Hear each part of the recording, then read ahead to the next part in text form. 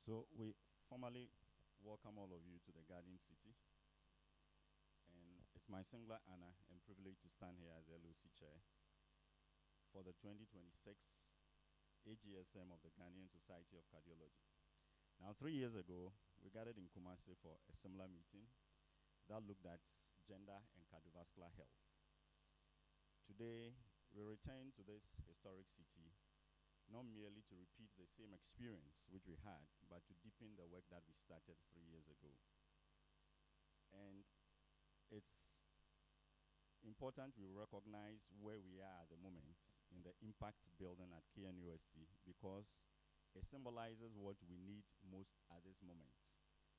So that at this moment, we are not just here to gather knowledge, but we rather want to make an impact in the sense that we want to translate our research into realities. And it is for this reason that we have the team Heart Failure in Ghana, translating evidence into practice. The theme was not chosen lightly, because heart failure actually remains one of the most pressing cardiovascular challenges on the continent. In Ghana, we see it daily. We see the young woman with peripartum cardiomyopathy, the elderly woman with hypertensive heart disease, the elderly male with ischemic cardiomyopathy, and the child with undiagnosed rheumatic heart disease now presenting in decompensated heart failure. So we have the evidence. International guidelines are robust. Clinical trials are actually conclusive, but there is a big gap between what we know and what we do in the real world. And this gap always seems to be widened. The meeting is therefore asking one simple question, but it's quite an urgent question. How do we close the gap? Over the next 2 days, we will not just listen to lectures. We will interrogate our practice. We will ask why evidence-based medications are still underutilized in our clinics. We will discuss tax shifting. Local drug formularies would also be touched on, and the role of the Ghanaian cardiologist in a resource-constrained system will also be touched upon. We will then move from what to the how, so that the meeting will be impactful. To all our faculty, and especially to the international faculty, we thank you for coming and bringing your expertise in global standards to our doorstep. To our local presenters, we honor your commitment in generating the African data for African solutions. I must also extend my profound gratitude to the various sponsors, without which this meeting couldn't have held, and also our partners. Without your belief in the vision of the society, a meeting of this caliber will not therefore be possible. And I also wish to extend a very big congratulations to the other members of the LOC who have worked tirelessly to put this program together. To the GSC Secretariat, the Scientific Committee, the doctors, fellows, residents, and administrative staff, all of the GSC, I say, Medase. Your sleepless nights have built this platform. And at this time, as we have gathered here, let's concentrate and get insights, and then transfer the insight into practice when we go out. Thank you very much.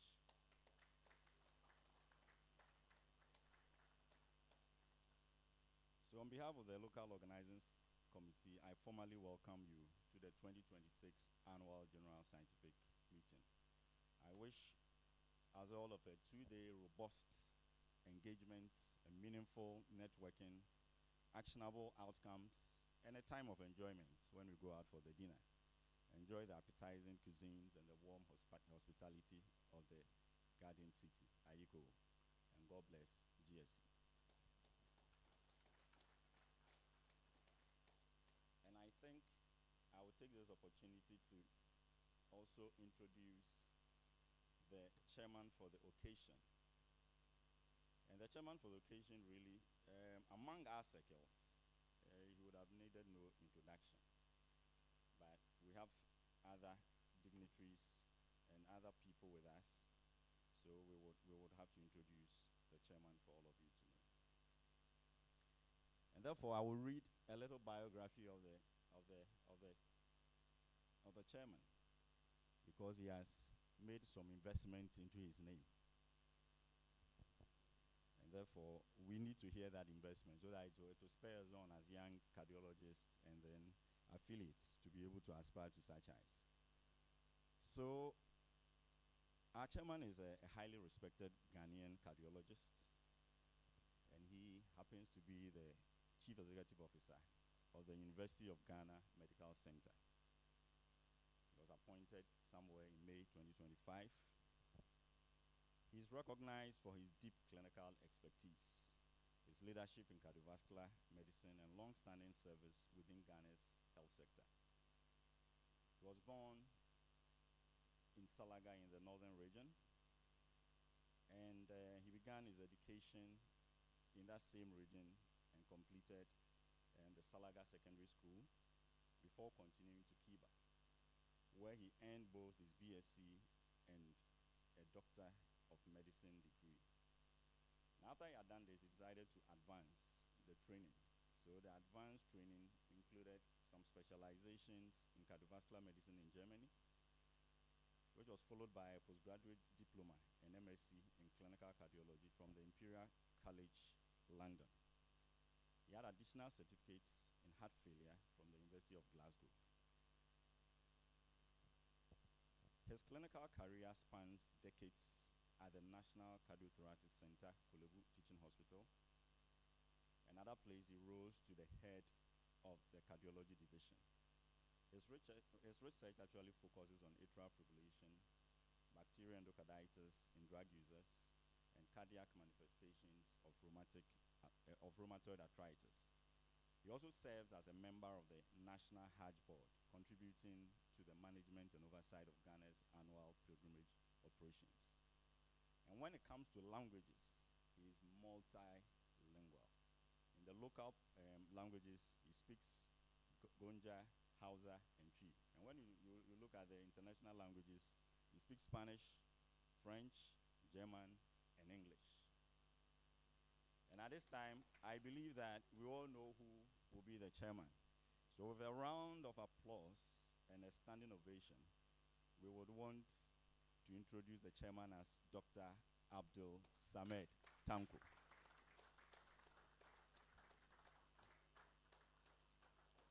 All right.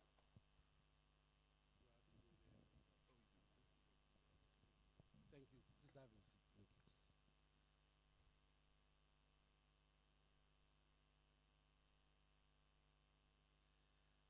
Dr. Duwachi, did I hear that? Thank you so much. I'm humbled by the presentation. And I'm also honored with all the protocols observed, the Regional Director of Health Services, my good friend Dr. Samia, we met in Hyderabad in India some 6 years ago during some cardiovascular events. And our first founding president of the Ghanaian Society of Cardiology, Professor Usu, the first day we sat for the inauguration of this society, we didn't know we'd get that far, and still vibrant society that we are all proud of, and we are proud to be founding members. And my president, Dr. Kokro, and we met somewhere in cardio some 15 years ago, am I right? When Dr. Kokro was rotating in cardiology at that time, when we were all trying to build this society. And the members of this great society, distinguished guests, colleagues, sponsors, and ladies and gentlemen, I'm immensely delighted to be at this 8th Annual General Scientific Meeting of the GSC, and obviously proud also because I'm a founding member of this society. And I'm greatly honored to also be the chair of this ceremony and to see the continuous growth of the GSC. We are all truly living the vision. Dr. Duwachi, I'm so excited because when I saw the local organizing committee chair, I remembered when there was a tussle 8 years ago about the term local. Professor Akama was all over saying that no, they are not local, they're supposed to be. What was the definition he was trying to address? So, national organizing committee, that they are not local. So it became a whole lot of argument at the first meeting. So, Dr. Edubot, you are national local organizing committee of this event. I also bring you greetings from the University of Ghana Medical Center, and where we performed the first ever cardiac ablation procedure in this country with a collaboration with the National Cardiothoracic Center and also the Mount Carmel Heart and Vascular Center in the US. And we hope to continue in this endeavor. I'm sure one of our own is in Singapore, South Korea, Dr. Asamoah, subspecializing in cardiac electrophysiology.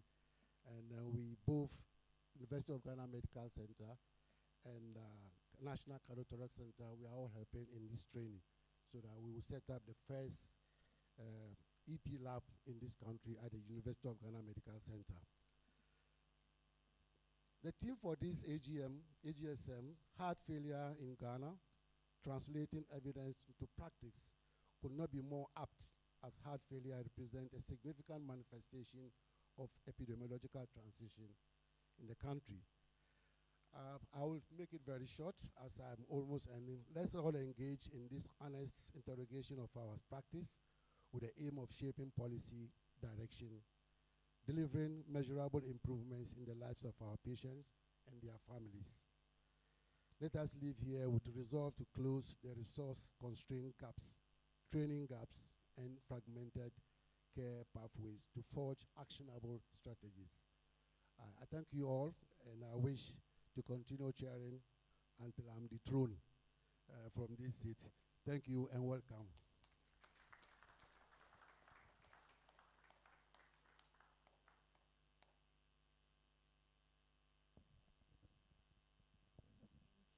Thank you very much, Dr. Asemet Tanko.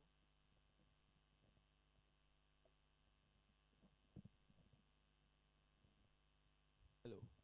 So we would go ahead to recognize more dignitaries who are in our midst. We are privileged to have in our midst Professor Alfred Doku, the immediate past president of the Ghanaian Society of Cardiology. We also have Professor Francis Ajekum, the vice president of the Ghanaian Society of Cardiology. I think he just stepped down. He's at the back. Okay. All right. Thank you, boss. Okay.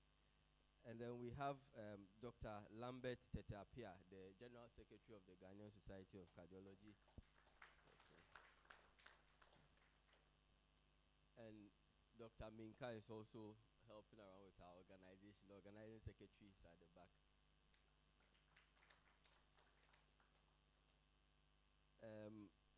Dr. Jifa Ahaji, the immediate past organizing secretary, is also in our midst. And then we have Dr. Bafo Jan. He's a cardiothoracic surgeon and then the medical director at the University of Ghana Medical Center. And we have Dr. Divine Amenuke. He's the lead clinician, Directorate of Internal Medicine, CAT. Okay. Professor Yao Ampim Amwakon, he's also with the Department of Medicine, Konfanochi Teaching Hospital. And then the fellows rep, Dr. Joseph Awoche. All right, good. All right, and then we have Mrs. Ernestina Odro. He's the Deputy Chief Nursing Officer, Department of Internal Medicine for Fanoche. So we'll be recognizing our dignitaries as the program unfolds. So. All right, thank you. So next we'll welcome address by Dr. Collins Kokro, who is the president of the Ghanaian Society of Cardiology, a cardiologist and also a senior lecturer.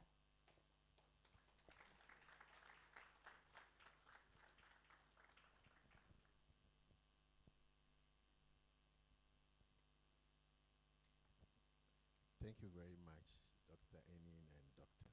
Fakajan. Good morning, distinguished colleagues. I want to stand on the protocol established by the chairman for this morning. I welcome you all to Kumasi, and Kumasi, the historic city of the Ashanti region, which is also the seat of the King Otumfuo the Asantehene. My welcome address is in the brochure, and so because of time, I will want to skip most parts so that we can go on very fast. Okay. We are at the seat of the Golden Stool and the residence of the Asantehene here in Kumasi. Kumasi stands as a symbol of leadership, and the principle of the Nkonson, which is one of the Ashanti symbol, reminds us that our strength lies in collaboration, especially as we confront the growing burden of cardiovascular disease in the country. The theme for our AGSM, as has been said, heart failure in Ghana, translating evidence into practice, is both timely and urgent. Heart failure is not just a clinical condition in Ghana. It is a major national health challenge. Heart failure accounts for an overwhelming 88.3% of all cardiovascular admissions, especially from data in this region that we are. And the leading cause of heart failure in Ghana includes the dilated cardiomyopathies, hypertensive heart disease, ischemic heart disease, valvular heart disease, and others. And these patterns are increasing in our environment. These statistics highlight not only the clinical burden, but also the socio-economic impact, the impact that heart failure have on families, productivity loss, and health system stretch. We must be able to ask ourselves today and tomorrow, how do we bring guideline-directed therapy to every district and regional hospital? How do we ensure early detection of hypertension, the single largest driver of heart failure in Ghana? How do we integrate local epidemiology, like the patterns we've seen in Kumasi and in other parts of the country, into national clinical pathways? And how do we translate global heart failure innovations into locally achieved context in this meeting? I want to extend my gratitude to all of you that are here for taking time to come to Kumasi, the Garden City, to be with us and to also join this discussion on heart failure. I want to thank the organizing committee led by Dr. Yaodu Boache for the enormous work that they have done to ensure that we have a very successful AGSM this year. I want to thank our chairman for this morning section and all the dignitaries. And I also want to thank you, GSC members and non-GSC members, both here and online. May our discussion over these 2 days spark new insight, and may our collaboration strengthen Ghana's cardiovascular health landscape, and may our decision truly help translate evidence into practice, bringing hope and healing to patients across our nation.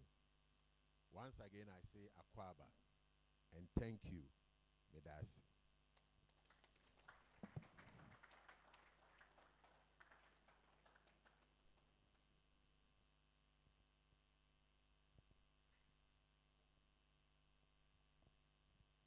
So, the next person on our list to speak is the guest speaker. But I'll give a brief introduction of him, and then we'll see who he is. So our guest speaker is Dr. Fred Adumako Boating, an accomplished Ghanaian medical doctor, public health expert, and a health administrator. He is the Ashanti Regional Director of Health Services under the Ghana Health Service. His career spans clinical practice, public health leadership, health system strengthening, medical education, making him one of the leading figures in Ghana's health sector. He's a product of Kwame Nkrumah University of Science and Technology, where we find ourselves today. He pursued advanced specialty training to become a fellow of the West African College of Physicians under the Community Health Department. He further strengthened his public health expertise by earning an MPH with the University of Ghana. He also undertook multiple specialized professional certifications, including a diploma in virtual human resource management. His service within the Ghana Health Service spans more than 2 decades, during which he's held several critical positions before becoming the Regional Director of Health for Ashanti Region. As the Ashanti Regional Health Director, Adumako Boating has emerged as a strong advocate for primary health care strengthening, urging policymakers I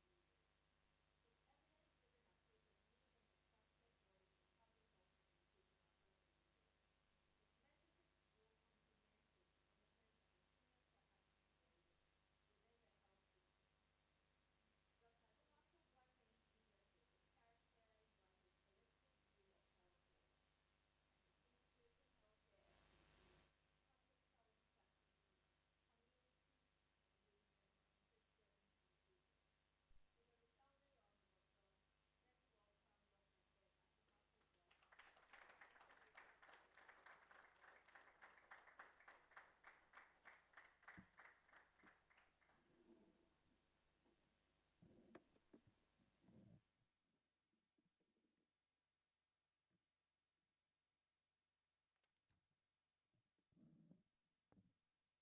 follow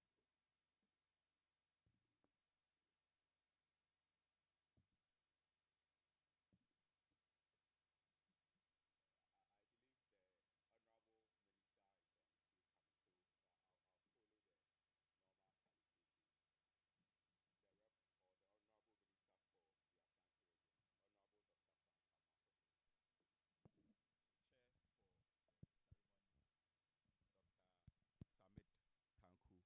the Chief Executive Officer of University of Ghana Medical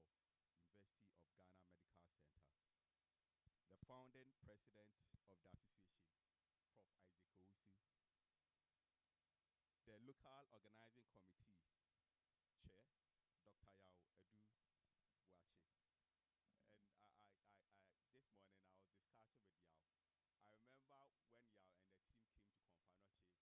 morning I was discussing with Yao. I remember when Yao and the team came to Confanoche for their clinical fourth year, they came to my team. So it was Yao, it was Angela, it was Divine, it was Oparabia, and then Sabina. They came to my team. You can imagine the nostalgia. And they are now big men. The president of Ghanaian Society of Cardiology, Dr. Collins Kukru, my good friend. The rep of the Confanoche Chief Executive Officer, Dr. Parkwesi Bedu. He's still having our condolences. Saturday, we are going to Nkranza for the monk's funeral. Dr. Chair, whenever I get to this stage, I'm mindful of a case in which a medical doctor, at the beginning of his presentation in a conference like this, boldly made a statement like, colleagues, I have the honor to present on. So after his presentation, and during the snack break, an emeritus professor went to him and asked him, are we colleagues? Since that scenario, I have been mindful always to greet distinguished senior colleagues and colleagues. our respected traditional and faith leaders who are going to make so impact in what we are coming to do here. I don't see some of them here. Development partners, the Metro, Municipal and District Chief Executive.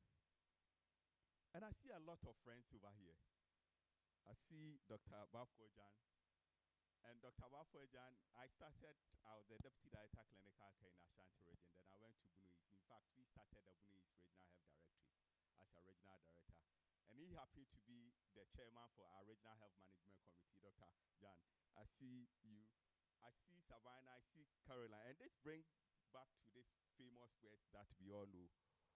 When, and I quote, a man who calls his kinsmen to a feast does not do so to save them from starving.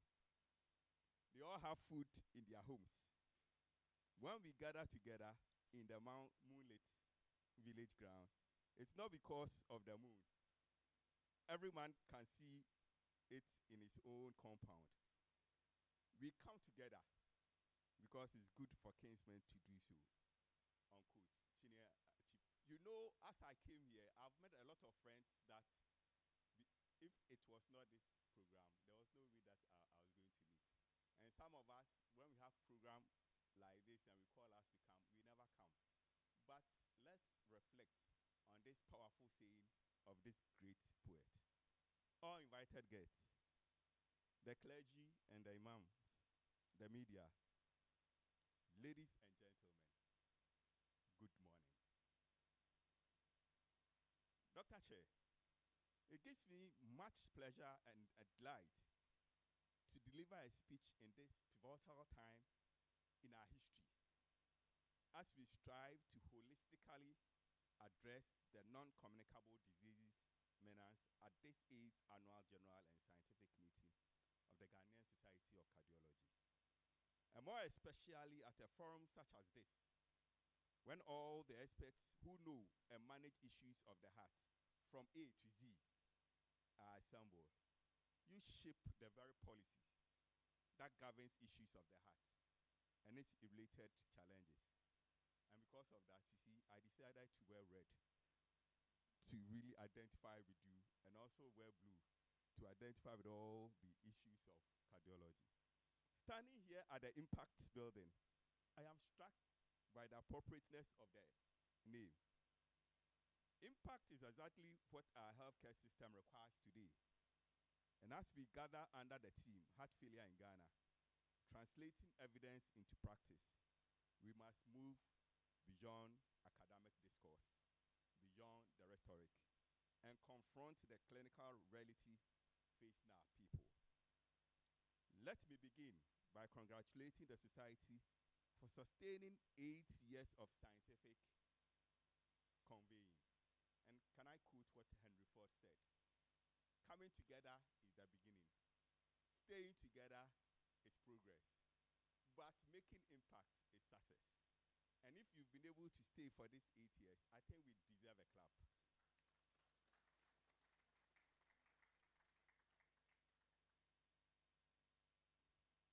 You have strengthened professional standards. You have stimulated research.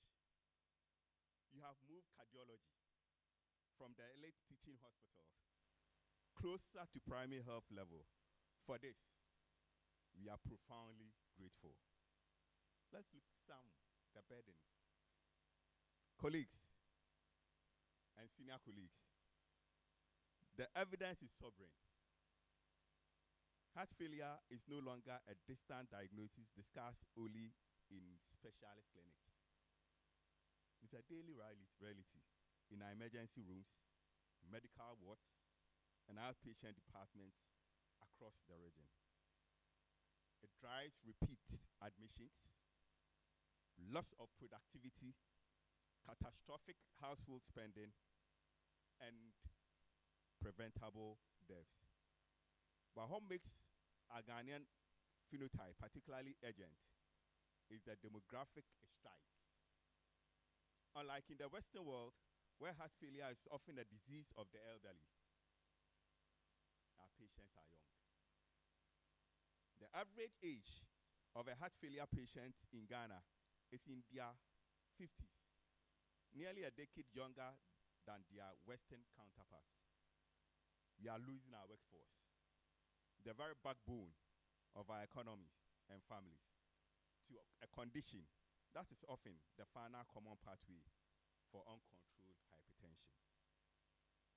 Data from sub-Saharan Africa confirms that hypertension is the predominant driver, contributing to nearly 40 to 50% of heart failure cases, followed by cardiomyopathies and rheumatic heart disease. In specialized units like cath, heart failure accounts for a staggering 88% of cardiac admissions. These numbers reflect not just biology, Mr. Chair, Dr. Chair, but the lived consequences of late diagnosis, poor blood pressure control, and uneven access to long-term care. We have to address this gap and confront our challenges. And this brings me to the crust of our team. Translating evidence into practice, we must hold two truths together. The first truth is that we already have evidence-based therapies that save lives. We know what we should do. Global registries show that combination therapy for heart failure with the reduced ejection fraction can dramatically improve outcome. Colleagues, but yet, the implementation gap is stuck. In lower middle income countries, the use of life-saving triple therapy can be as low as 39%, compared to over 50% in high-income nations. These are not abstract statistics. They represent Ghanaian families sitting at bedsides and clinicians carrying the moral injury of knowing what we should do, what should be done, but not always being able to do it. The second truth, Dr. Chair, is that guidelines do not implement themselves. Policies do not implement themselves. And knowledge is not automatically translated into practice and attitudes. Many guidelines are written in contexts that do not anticipate the constraints we face. A recent international survey found clinicians in lower middle income countries view global guidelines as less applicable locally due to resource limitations. That perception matters. And Dr. Chair, as if I was a prophet, I put this on my DP.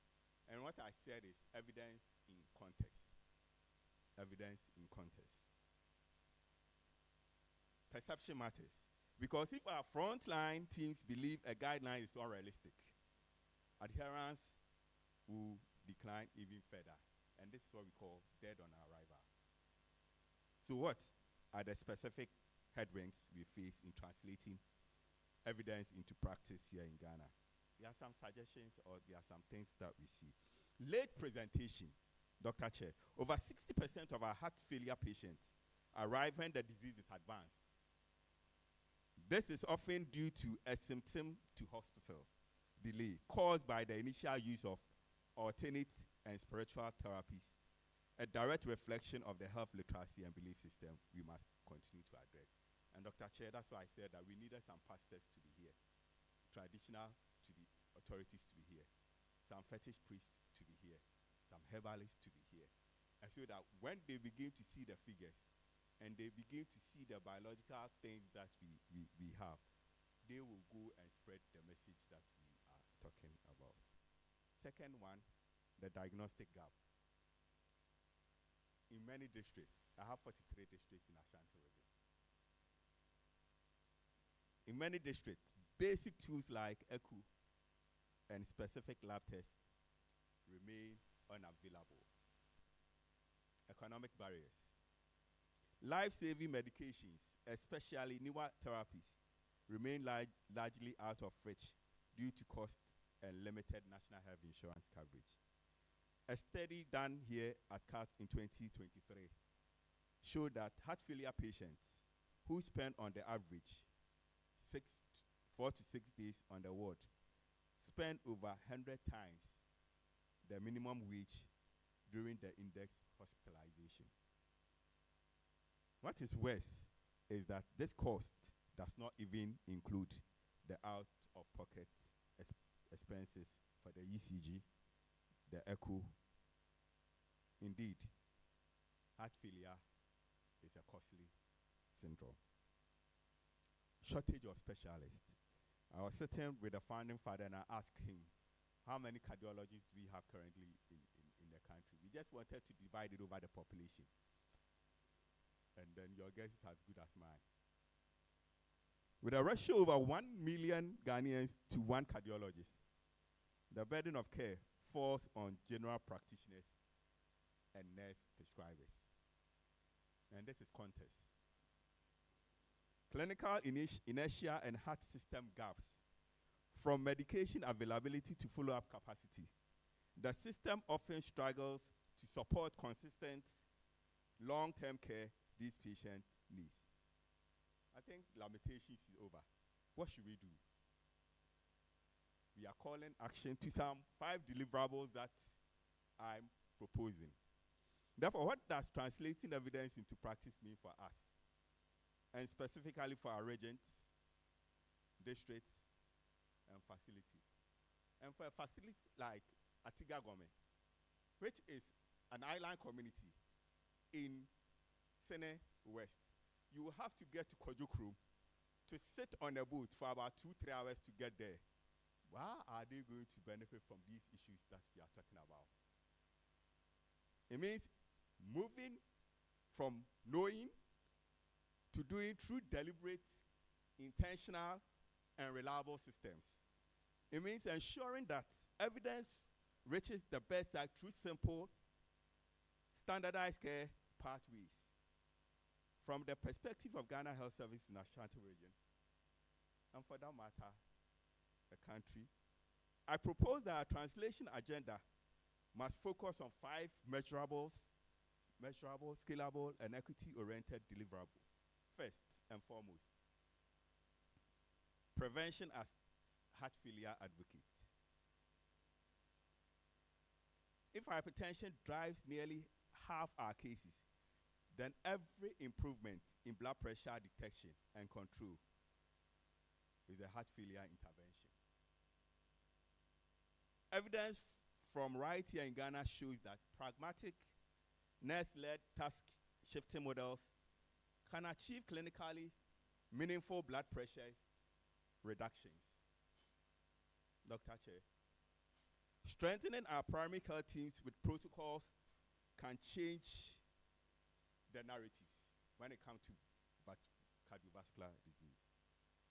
Second, standardized initiation of foundational therapy. We must treat hospital discharge as a clinical procedure. It must include reconciliation, initiation of indicated medications, patient education, and a crystal clear follow-up plan. Because the post-discharge period is very often we lose our patients. The Ghanaian Medical Trust Fund is working on including these guideline-directed medical therapies on the essential drug list as we speak. And I encourage the leadership that engage them, support them. They have the money. They have the power. We have the knowledge. We have the evidence. But without power, without policies, without support, all the things that we are coming to discuss, you know what will happen. Third, let's build implementation through teams and tools. We need locally adapted order tests, titration schedules, and checklists that work in district hospitals as well as tertiary centers.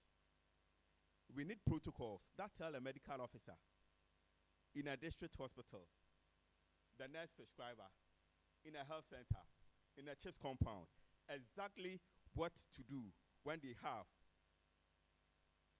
all the other equipment that they can use in those facilities.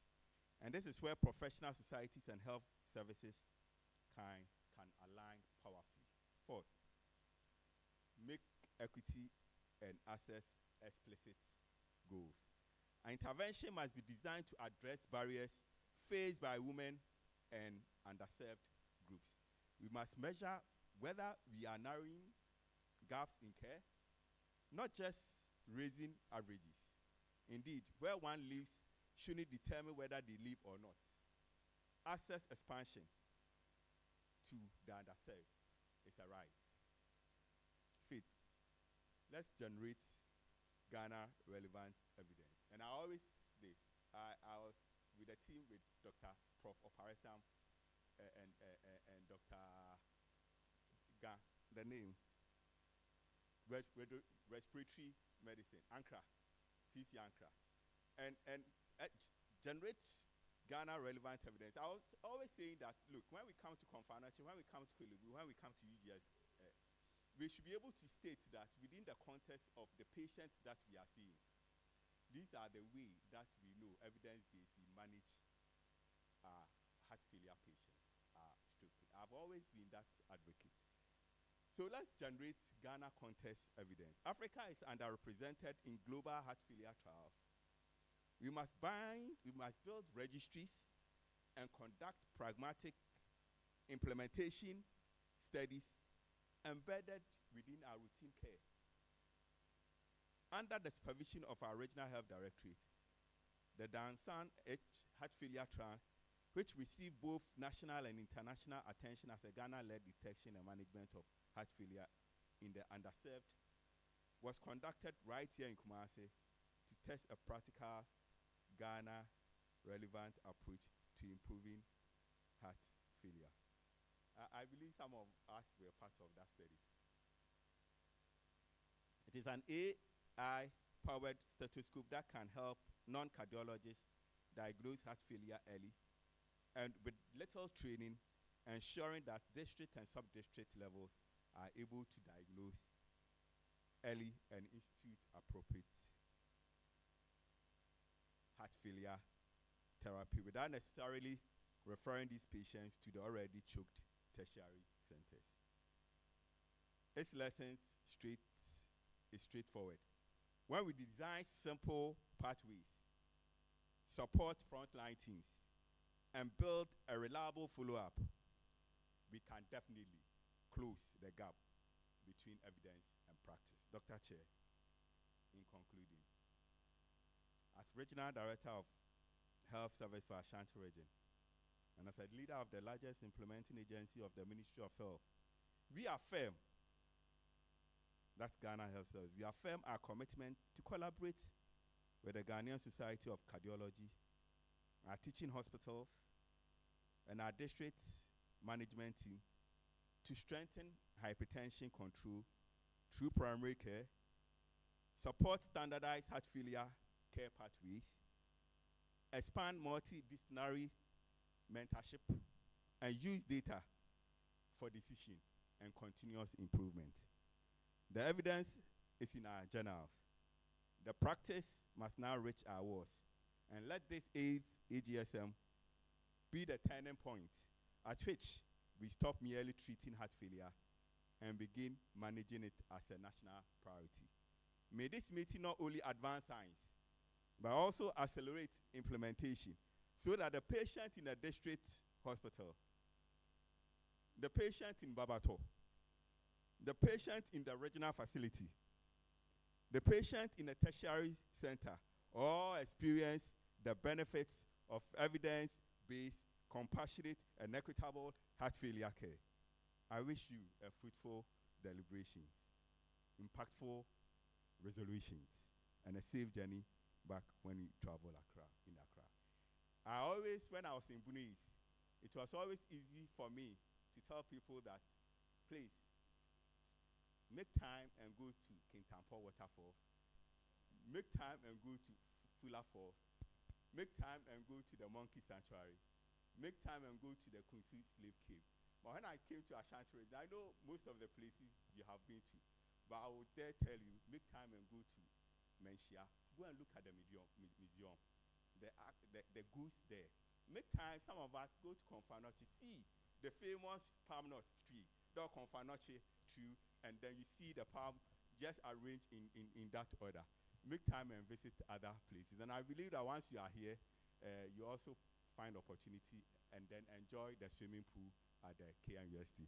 Thank you very much.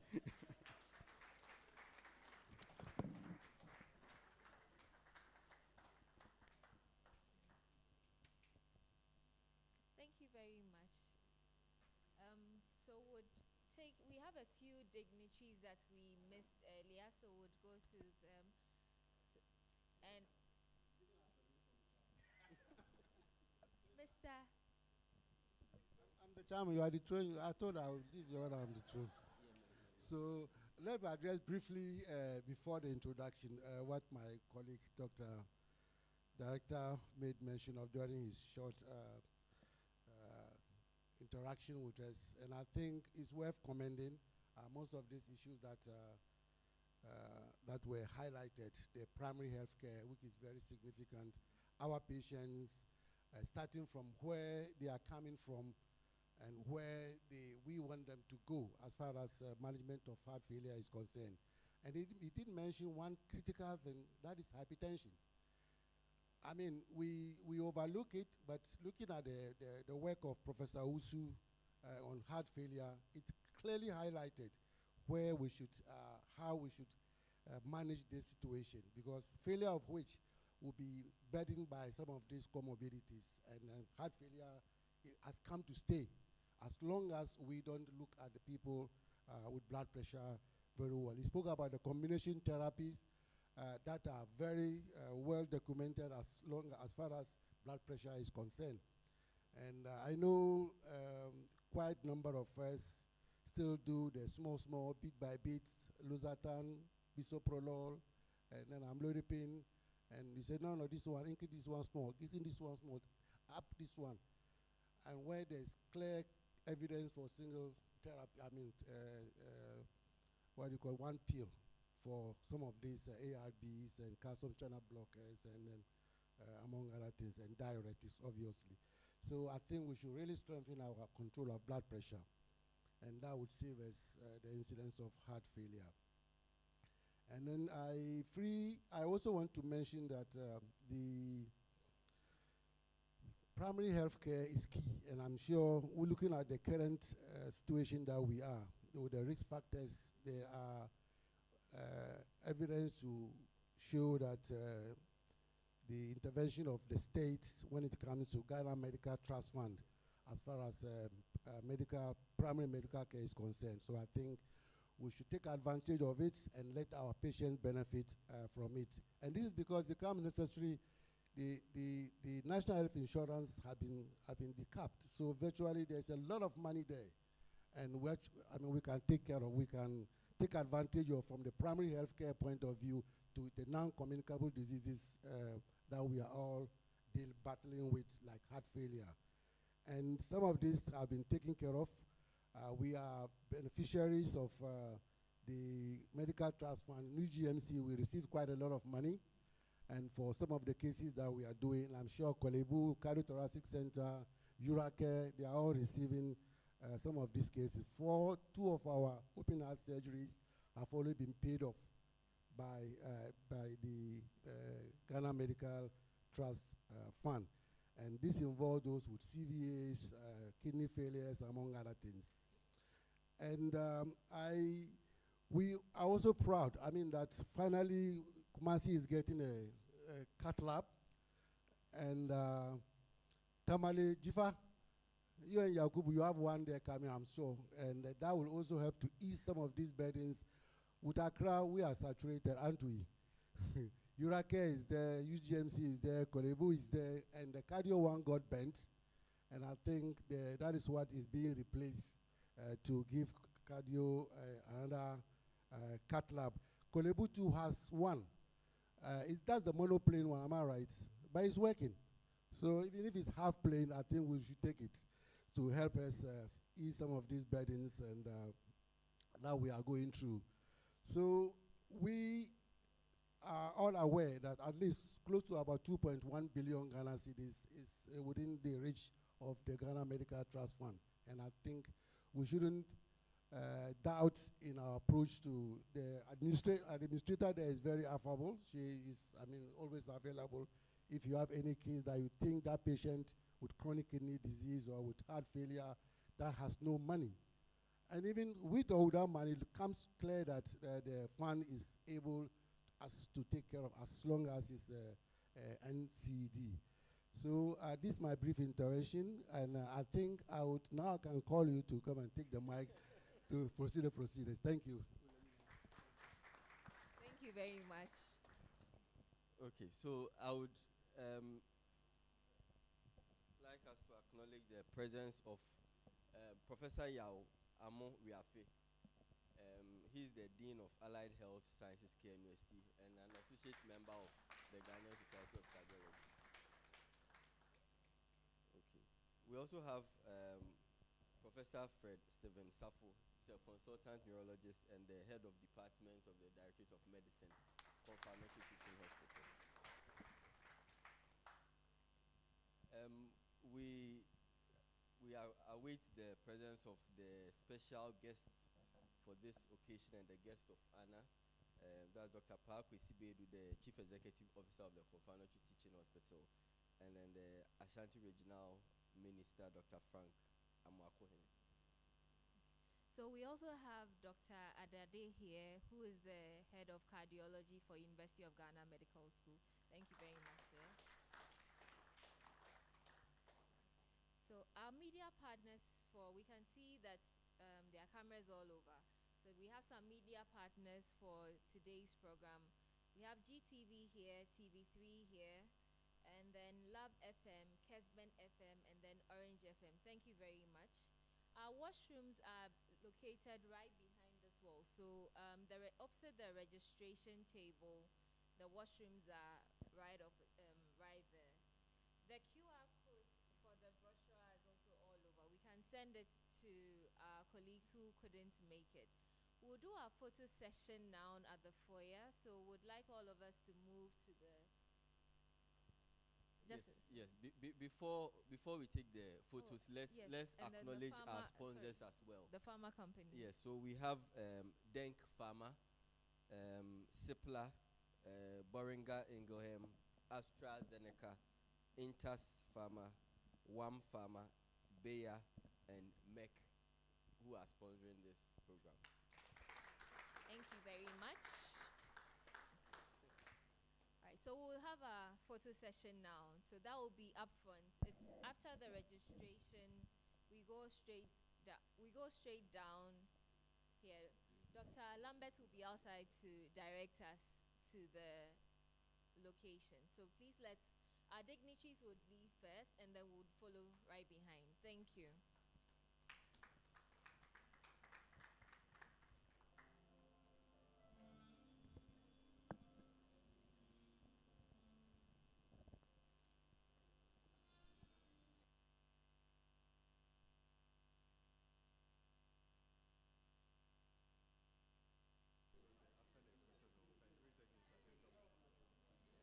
So right after the photo session, the scientific session starts. So let's follow Dr. Lambert to the foyer. Okay.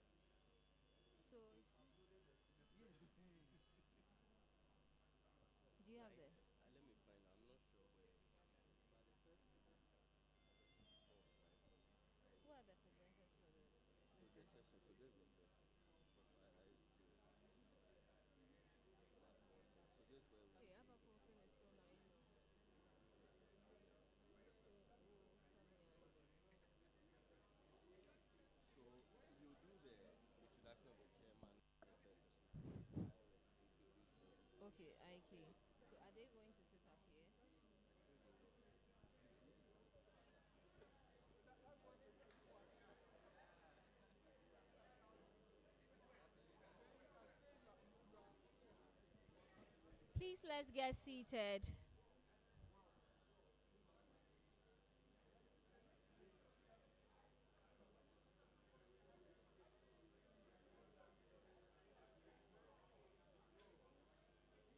Please let's get seated. And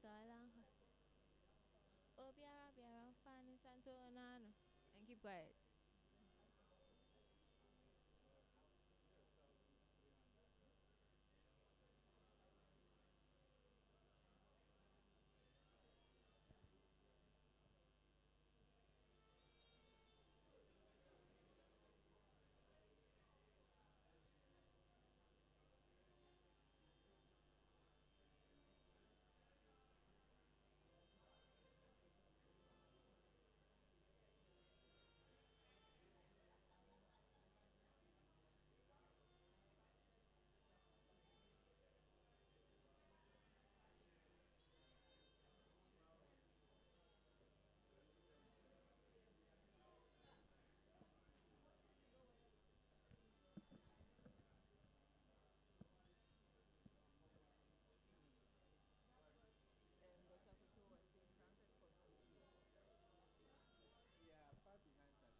Shorten it. Yes, please.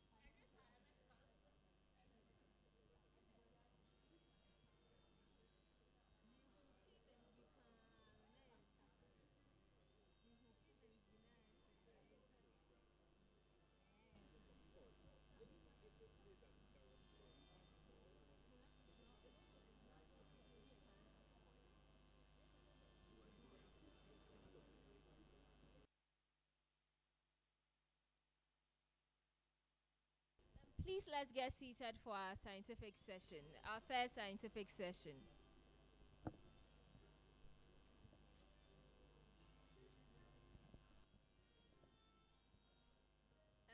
Can the music kindly go down? Thank you.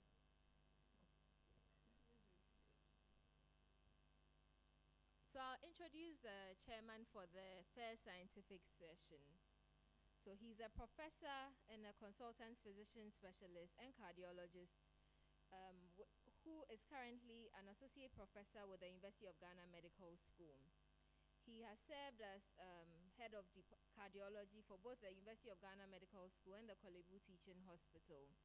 He's a member of the German Cardiac Society, the West African College of Physicians and Surgeons, and of course the Ghanaian Society of Cardiology. He currently is a member of the Ghana Medical Trust Fund and also part of the head of the Ghana Heart Initiative. This person is no other but our own professor, Professor Alfred Doku. So Prof will be. Thank you, Prof. We'll take your remarks and then introduce the other speakers. Thank you very much, GSC, for asking me to chair this session. I think heart failure is a major problem, and I think the environment today is better for heart failure. As Dr. Tanko mentioned, there are a lot of government interventions. If you look at the patient journey from the community where the free primary health care is going to detect patients with hypertension, which is the main driver of heart failure, that is going to be taken care of with over 1.9 billion Ghana cedis. And then if you look at also the decapping of the national health insurance so that more money will be made available to manage these patients, and the Ghana Medical Trust Fund interventions to manage heart failure patients. So our patient who cannot afford guideline-directed medical therapy can be supported, even device therapy, angiogram. So the environment in Ghana is very prime, and I'm also happy that we're going to talk about translating evidence into practice. Professor Usu is going to start, so I think because of time, let's introduce Prof. Usu, and then we can get this going. Thank you. Right, thank you. Thank you, Prof. Doku. Okay, so Professor Isaac Kofi Owusu needs no introduction, but then he is a professor of medicine and he's a professor of medicine and cardiology, and a former head of department of the School of Medical Sciences, KNUST, and also former head of Directorate of Medicine, Konfanochi Teaching Hospital. He graduated from the KNUST Kumasi with a BSc in Human Biology and MBCHB degrees in 1990 and 1993 respectively. He holds a postgraduate diploma in project design and management from the Liverpool School of Tropical Medicine, UK. He trained in internal medicine and became a fellow of the West African College of Physicians in 2005. He then had a 2-year fellowship training in cardiology at the Cardiovascular Center, Onze Levervrouw.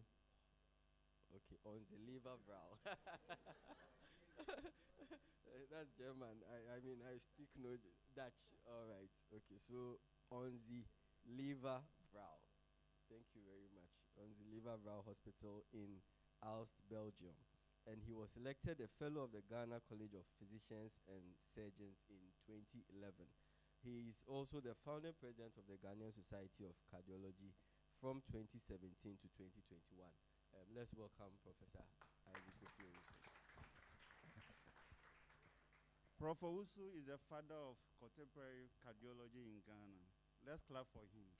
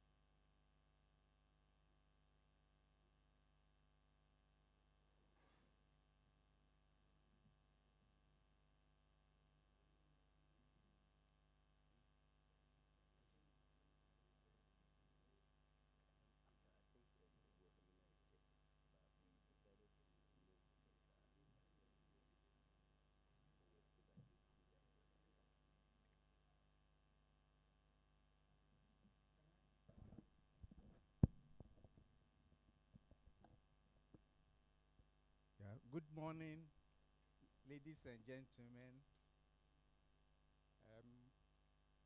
Mr. Chair, yes, so permit me to more or less, I think, to stand on the protocols that have been established.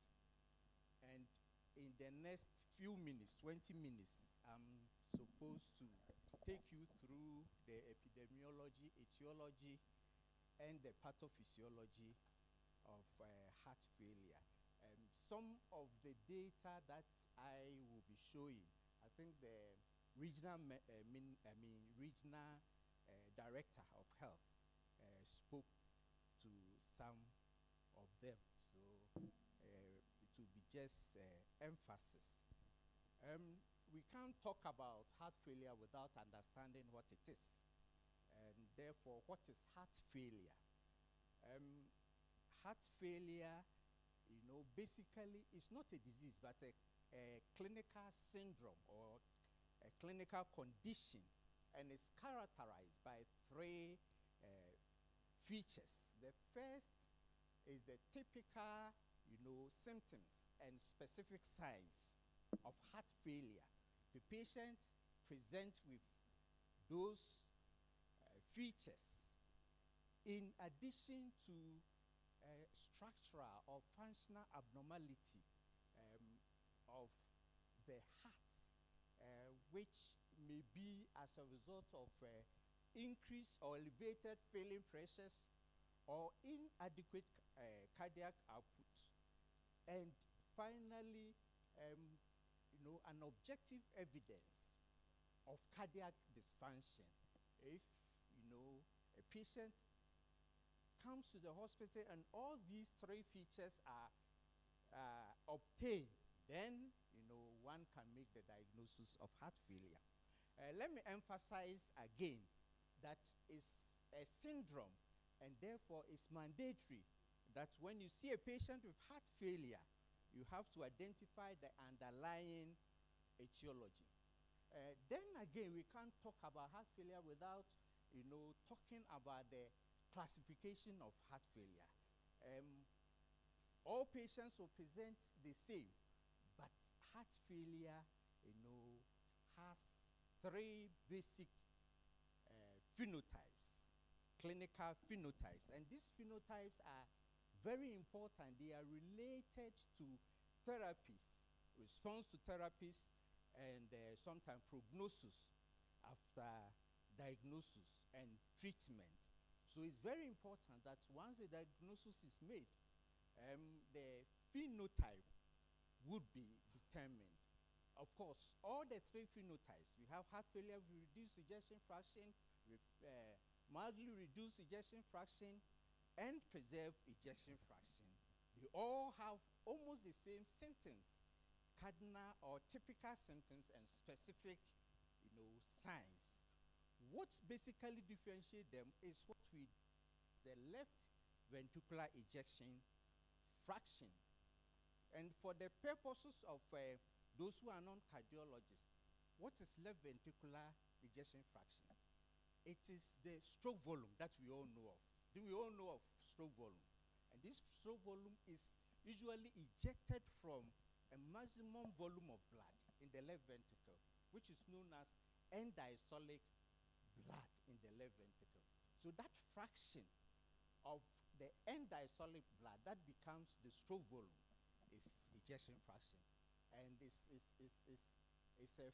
a feature which determines how strong the contractility of the heart is. And therefore, when it's less than 40 or equals to 40, 40 inclusive, then you have heart failure with reduced ejection fraction.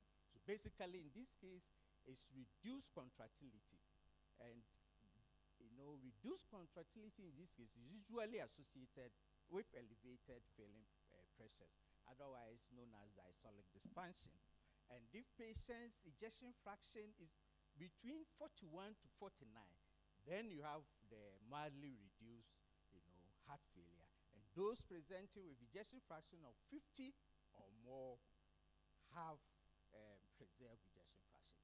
But in order not to misdiagnose those who don't truly have heart failure, because in this case, the ejection fraction is normal, you need to obtain objective evidence of cardiac structural or functional abnormality, most of the time indicating elevated filling pressures, in order for the diagnosis of heart failure with preserved ejection fraction to be made. Lately, we have a category of, heart failure phenotype, which is described as heart failure with improved ejection fraction. And these are patients who are, previously diagnosed as heart failure with reduced ejection fraction, who, after receiving treatment, improved their ejection fraction to above 40. And let me add that, these patients are already on treatment. They are already on treatment. So the initial phenotyping, is based on initial diagnosis of patient presenting with symptoms, and then the evaluation, giving you all the necessary, requirement. Let's, go through the epidemiology of heart failure. According to recent publication, 2023, heart failure is estimated to, be found in over 60 million of, people living across the world. And all regions in the world are more or less affected almost the same. When you look at high-income countries, data shows that incidence is stabilizing, or in some cases declining, because of obvious reasons. In high-income country, they have solid foundation of preventive cardiology. Patients with cardiovascular risk factors are picked, early. Control is very good, and therefore many people are not developing. However, prevalence in these countries is rising due to aging and improved survival after ischemic heart disease, which drives, heart failure in high-income countries. When you come back to our own sub-Saharan Africa, data shows that heart failure, again, is the leading cause of cardiovascular morbidity in this part of the world, and occurring at younger ages. I think the minister said that there's a decade, difference between the average age of heart failure patients in the developed world as compared to ours. But I would like to say is that it's not just decade, 2 decades, and the gap is increasing. And I think the reasons have been, mentioned already, because treatment in high-income country is good. When I come, to the gaps, I think I will make mention of that. And generally, I'm going to talk about it, but as you can see, for us, non-ischemic etiologies predominate. When it comes to our own, yes, the burden is increasing. However, we have limited medium and long-term data. And again, there's a big gap between diagnostic and treatment, facilities. Diagnostic facilities are limited, and when it comes to treatment facilities, we are so much limited. And as you will know, you see from, the slides that I'm going to show, the main causes of death are 2 in heart failure. You have the sudden cardiac death, which occurs from arrhythmias, and then progressive pump failure. In the advanced world, they actively look for patients who are likely to die from sudden cardiac death and give them device therapies. When the pump is failing, those who are going to die from progressive, progressive pump failure, these patients are evaluated for left ventricular assist device and finally heart transplantation. So as you can see, there's a big, gap between them and us. for us, yes, the therapies are there, medical therapies, all the medicines, the foundational medications, they are all available here. But we lack, a lot of diagnostic facilities, and we lack device therapy. We don't have facilities for left ventricular assist device for heart transplantation. Now, looking at the mortality burden, sometimes when somebody is diagnosed of cancer, the person gets so scared. But I want to say that studies have shown that in some cases of, in some cases, heart failure, mortality is even worse than some of the cancers. 5-year mortality remains approximately 50% despite modern therapies. And I just mentioned that in the advanced country, heart transplantation is available, left ventricular assist device, and the other device therapies are available. But, everyone has one heart. So when it comes to a donor heart, there's a big issue there. So even though they have all these facilities, the medications are there, guidelines, directed medications are available, yet the mortality, 5-year mortality remains very high. And when it comes to 1-year mortality, it's very high, ranges between 20 to 30%. And it's even higher in our part of the world, in the low and middle income countries. And the reasons, again, are obvious. Late presentations, and as I've said, limited, advanced therapy. Recent data around have shown 1-year mortality as high as 34% among patients presenting with heart failure. And major registries across the group have also shown higher mortality rates. As you can see, Framingham, mainly observational study, very high mortality, rate. But when it comes to interventional studies, like paradigm heart failure, DAPA heart failure, you can see the difference. Mortality, had been reduced dramatically because of intervention.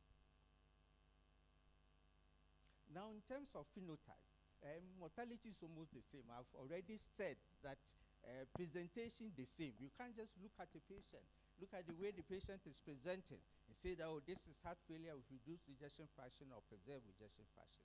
They're all the same. You have to check the left ventricular, ejection fraction. Of course, with the foundational therapies, mortality, in some cases have been reduced. When it comes to cardiogenic shock, in heart failure, mortality can be as high as 50%. And as I've already said, sudden cardiac death is a major cause of mortality, in heart failure. And the other, cause is progressive pump failure. Now, in terms of etiology,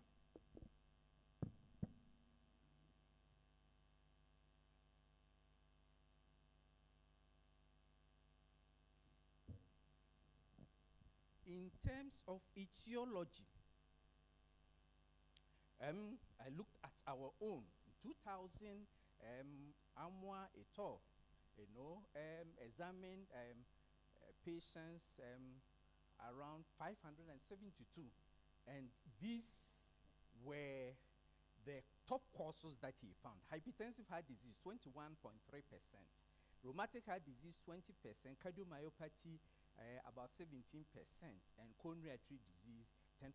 Let me mention here that, this was done at the National Cardiothoracic Center. And therefore, if you look at the sample, the population, the study population, it included pediatric cases. And I think that is the reason why we are seeing low hypertensive heart disease prevalence in this cohort.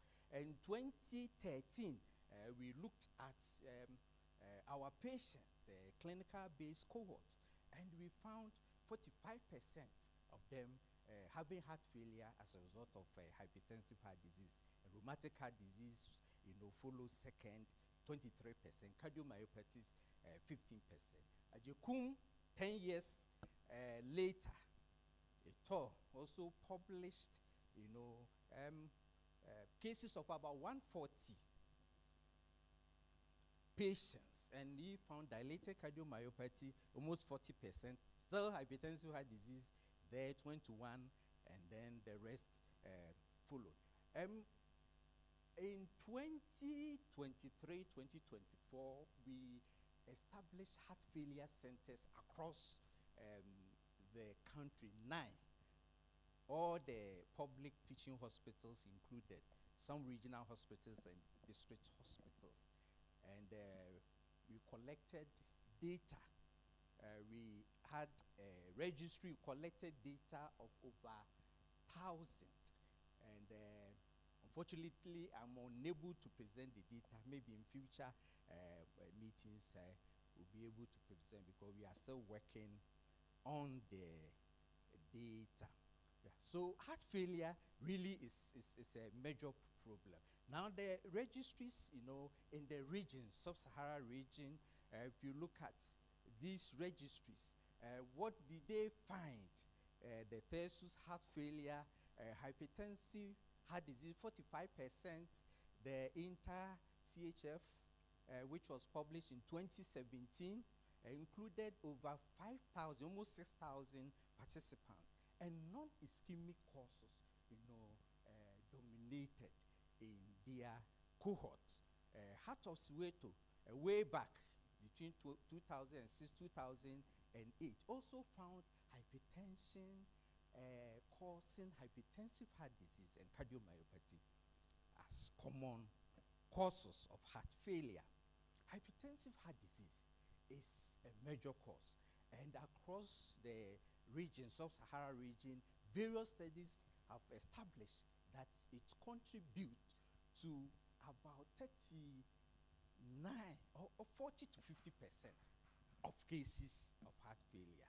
And this results from uncontrolled hypertension, undetected hypertension, and generally, hypertension posing as a pressure overload causes left ventricular hypertrophy.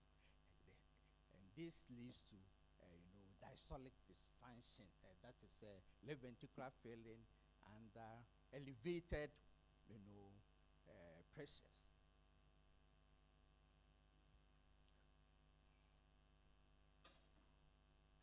Now, cardiomyopathies have been found by most, studies across the region to be the second, most common cause, and usually dilated. And let me add that it's usually non-ischemic. It includes peripartal cardiomyopathy, which is commonly found in Nigeria, Zaria. And rheumatic heart, disease. Some studies have found it to be second, and others third. And you look at the, data that are showing, we have 14%, 18%, 20% in Uganda. Ischemic heart disease historically is uncommon, but it's increasing in Ghana, and most studies have shown that it contributes to between 5 to 10% of cases. Yeah, so hypertension is the primary cause in usually middle-aged men, and then we have cardiomyopathy following rheumatic heart disease, ischemic heart disease, and then the others. Now, what is the implication of this? I think the director, emphasized on this. We have to solidify preventive cardiology in this part of the world. Yes, it's good that we are talking about heart labs and all those things, but we have to solidify preventive, cardiology. We should identify patients with hypertension and prioritize BP control and prevention of hypertensive heart disease. Let me also mention that rheumatic heart disease is still, a major contributor to the burden of heart failure. And those who are trainers in our various training institutions, let me mention this before I forget, that let's, emphasize in the training of fellows in identification of valvular heart disease in echocardiography. It's something that we have to emphasize, because patients with heart failure, rheumatic heart disease, once they are diagnosed early, usually systolic function is preserved in this category of patients. They normally have elevated failing pressure, and once they identify and the surgery done, the problem is solved. The problem is solved. And most of the time we miss these patients and diagnose them as having dilated cardiomyopathies. Let me also emphasize that we have to establish registries and collect a lot more data to guide us. Now, in the next few minutes, let me take you through the pathophysiology. Yeah, so all the causes that we've talked about, the risk factors, they stimulate what we call neurohormonal activation, which is a compensatory mechanism in order to contain the problem that the risk factors pose on the heart. And so we have the sympathetic nervous system being activated, the RAS system, we have even ADH, production being activated, and other cytokines. And this activation lead to what we describe as cardiac remodeling. So depending on the initial insult, if the problem is a pressure overload, the heart solve that problem by undergoing concentric left ventricular hypertrophy in order to contain the problem. It's a cell loss, it's a volume overload, then you have eccentric left ventricular hypertrophy, dilatation, to contain the problem of volume overload. And this remodeling leads to cardiac dysfunction. So the concentric hypertrophy would cause imperialization, which would lead to elevated failing pressures, the otherwise known as diastolic dysfunction. And then when there's a volume overload and there's cell loss leading to eccentric hypertrophy, you have systolic dysfunction occurring. And this eventually leads to fluid retention and all the systems that we see in heart failure. If you look at that would be my right side and the left side, you will see that neurohormonal activation also involves beneficial activation of some neurohormones. And unfortunately, the harmful effect of other neurohormones such as sympathetic nervous system activation, RAS activation, and ADH production activation outweigh the beneficial effect. And we see these patients with retention of fluid.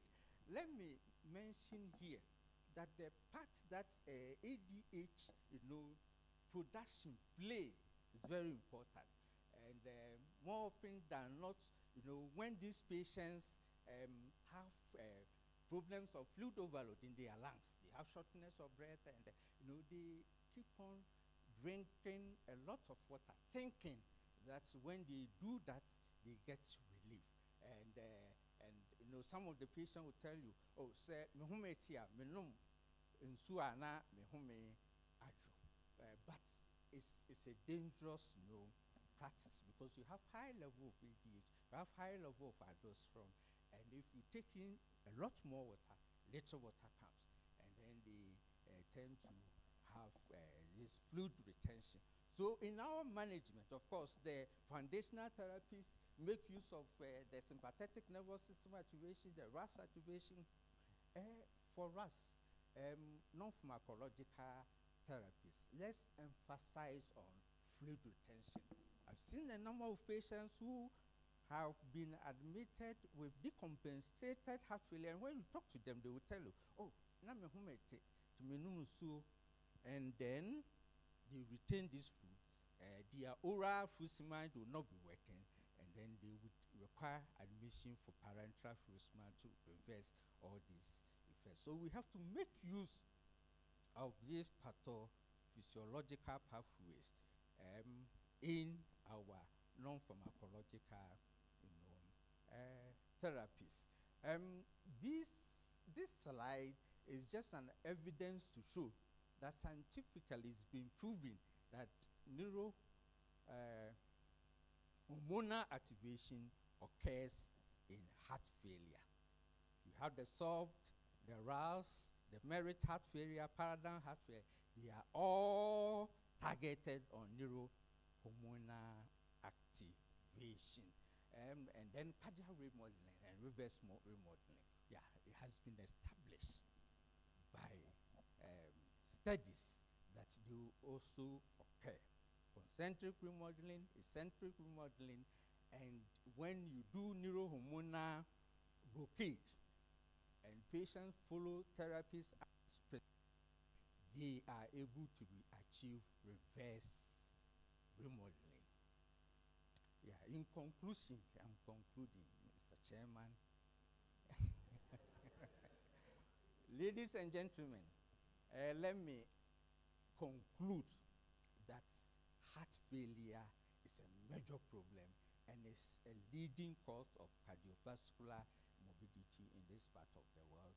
And the mortality is very high, 5-year mortality, meaning that if you diagnose 10 people with heart failure today, in 5 years' time, you'll be having only 5 of them living.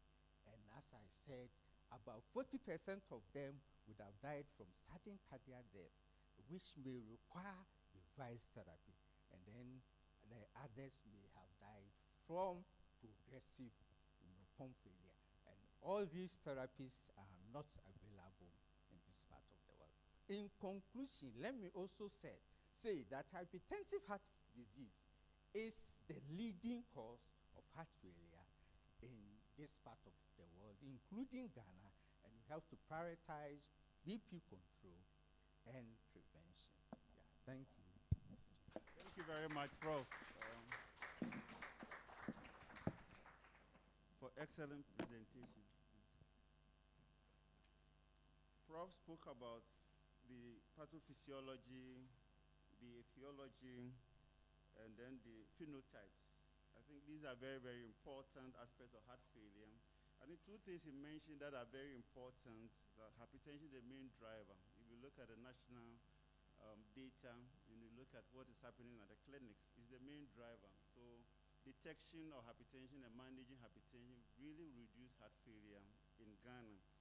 And then he also mentioned one important thing, which is registry. I think we need to have a national registry, sub-Saharan registry, to help look at the phenotypes, the causes, and then the treatment outcomes. So, Prof, thank you very much. Let's clap for Prof again. One of our presenters is not available today. We will defer her presentation, Dr. Abba Folsom. So we'll have Dr. Blay presenting heart failure in children.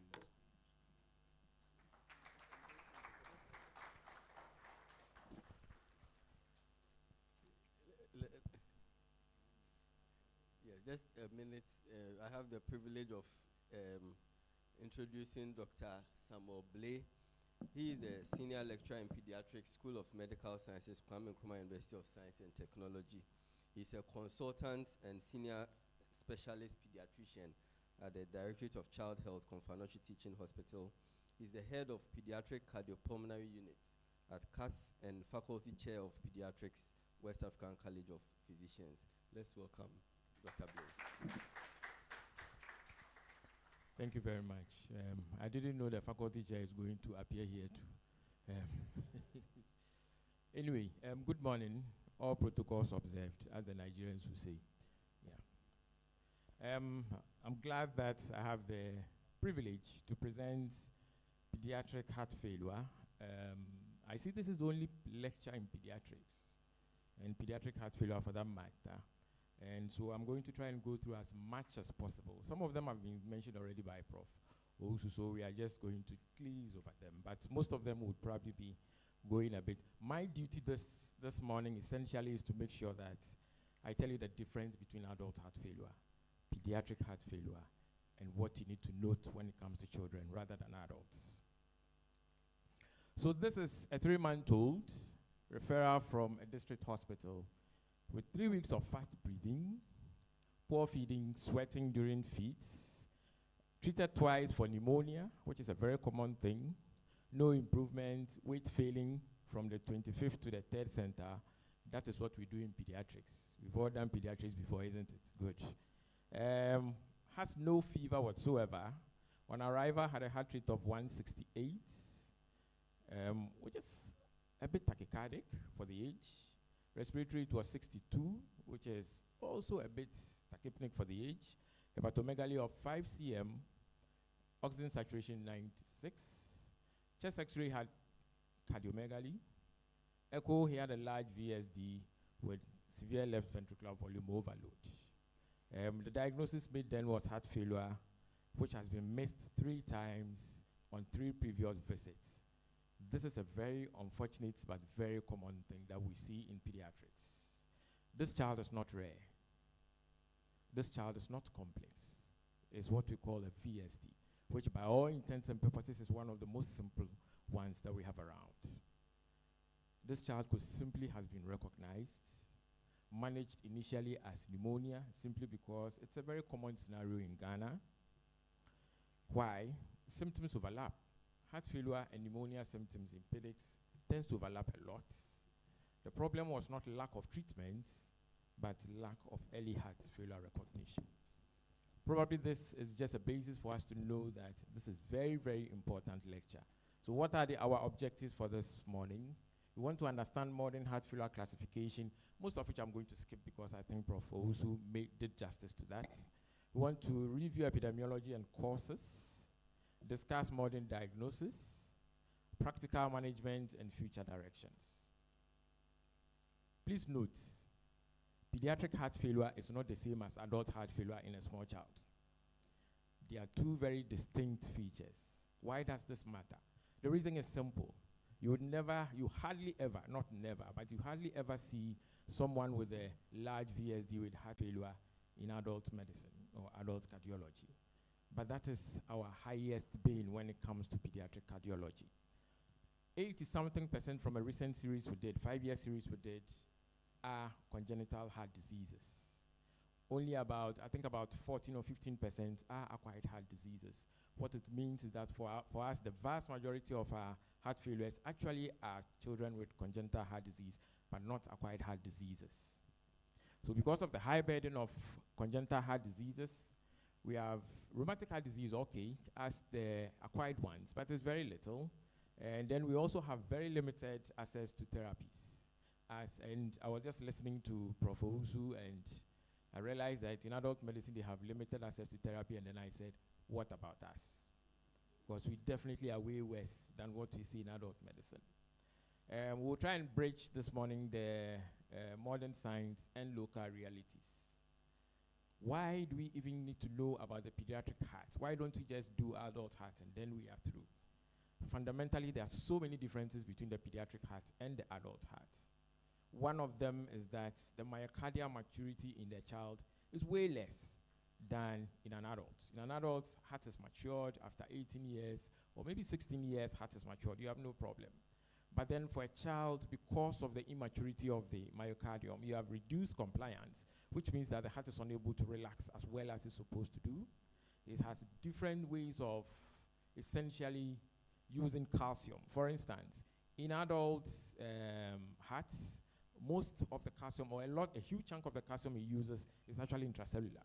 But when it comes to kids, it's actually extracellular. It needs to bring it from outside, bring it in before it can function. So these calcium abnormalities tend to affect kids even way more than in adults. There's also a reliance on, essentially on the heart rate. In adults, when they need to improve their cardiac output, they just increase, usually their stroke volume. In kids, there's no chance for you to increase your stroke volume.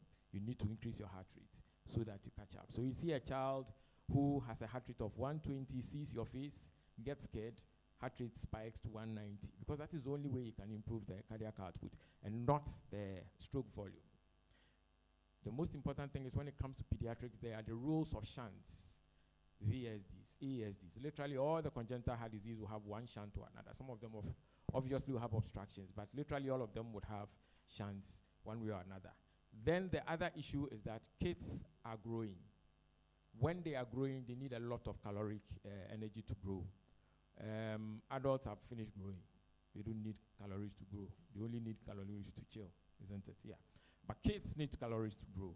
And so the heart failure in kids, they often, just because they usually depend on their heart rate, they often use a lot of calories, and then they are unable to grow as well as they are supposed to. Some of this, I think, have been mentioned by Prof. Owusu, so I'm not going to go into them, but remember that heart failure in kids is not just reduced ejection fraction, as may occur, especially in adult medicine. He already mentioned that it's a clinical syndrome that combines all your neurohormonal things and everything put together that gives you the heart failure. But what I want to tell you is that for pediatrics, heart failure is a final common pathway of structural, remember structural, functional, or metabolic cardiac disease driven largely by neurohormonal activation rather than pump failure. So in pediatrics, it's not really your ejection fraction that is the problem. It's not because you have an ischemic heart disease or you have a hypertensive heart disease, heart cannot contract. No, your heart can contract all right, but all the neurological abnormalities or neurohormonal abnormalities is what usually would put you in trouble. What are the main differences between pediatric and adult heart failure? Fundamentally, they are very different diseases, because in pediatrics, congenital heart disease, as I said previously, predominates.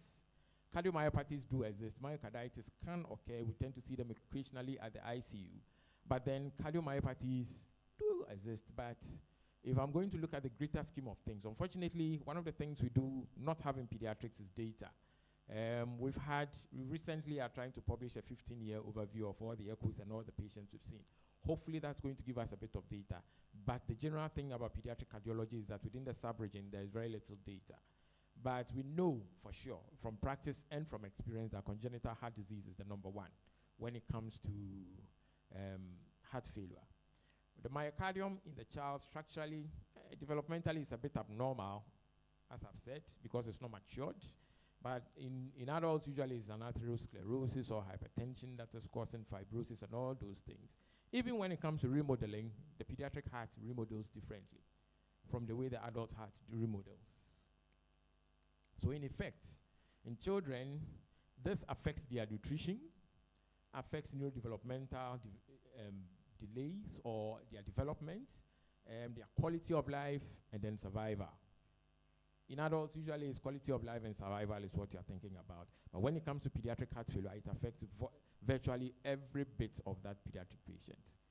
Now, let's talk a bit about epidemiology. And because I know that for the rest of the 2 days, you'll be talking a lot about adults and epidemiology and over the place, I'm going to speak specifically about West Africa and specifically about pediatric patients. Unfortunately, there's very limited data available for us to go into this, but experience shows that most of the heart failures we have are from the acyanotic congenital heart disease because they are more common than the cyanotic ones. Older children also do have congenital heart disease as the most common cause. And the reason simply being that now, because of, I would say, medical treatment, but not surgical treatment, the older kids are actually growing to be, the younger kids are growing a bit to be older. And because of that, we are seeing a lot more heart failure in the older kids, also from congenital heart diseases. There's a higher mortality in low and middle income countries, with late presentation being a very classical feature for us. There's a limited access to diagnostic abilities, and there's inaccessible surgical. And it's inaccessible, you can see, is in inverted commas because it's accessible but not accessible. 99.9% of all my patients in my clinic need surgery. Some of them, okay, so 99.9% of the patients in my clinic who need surgery cannot have surgery, although they can have it in Accra, UGMC, and so many other places.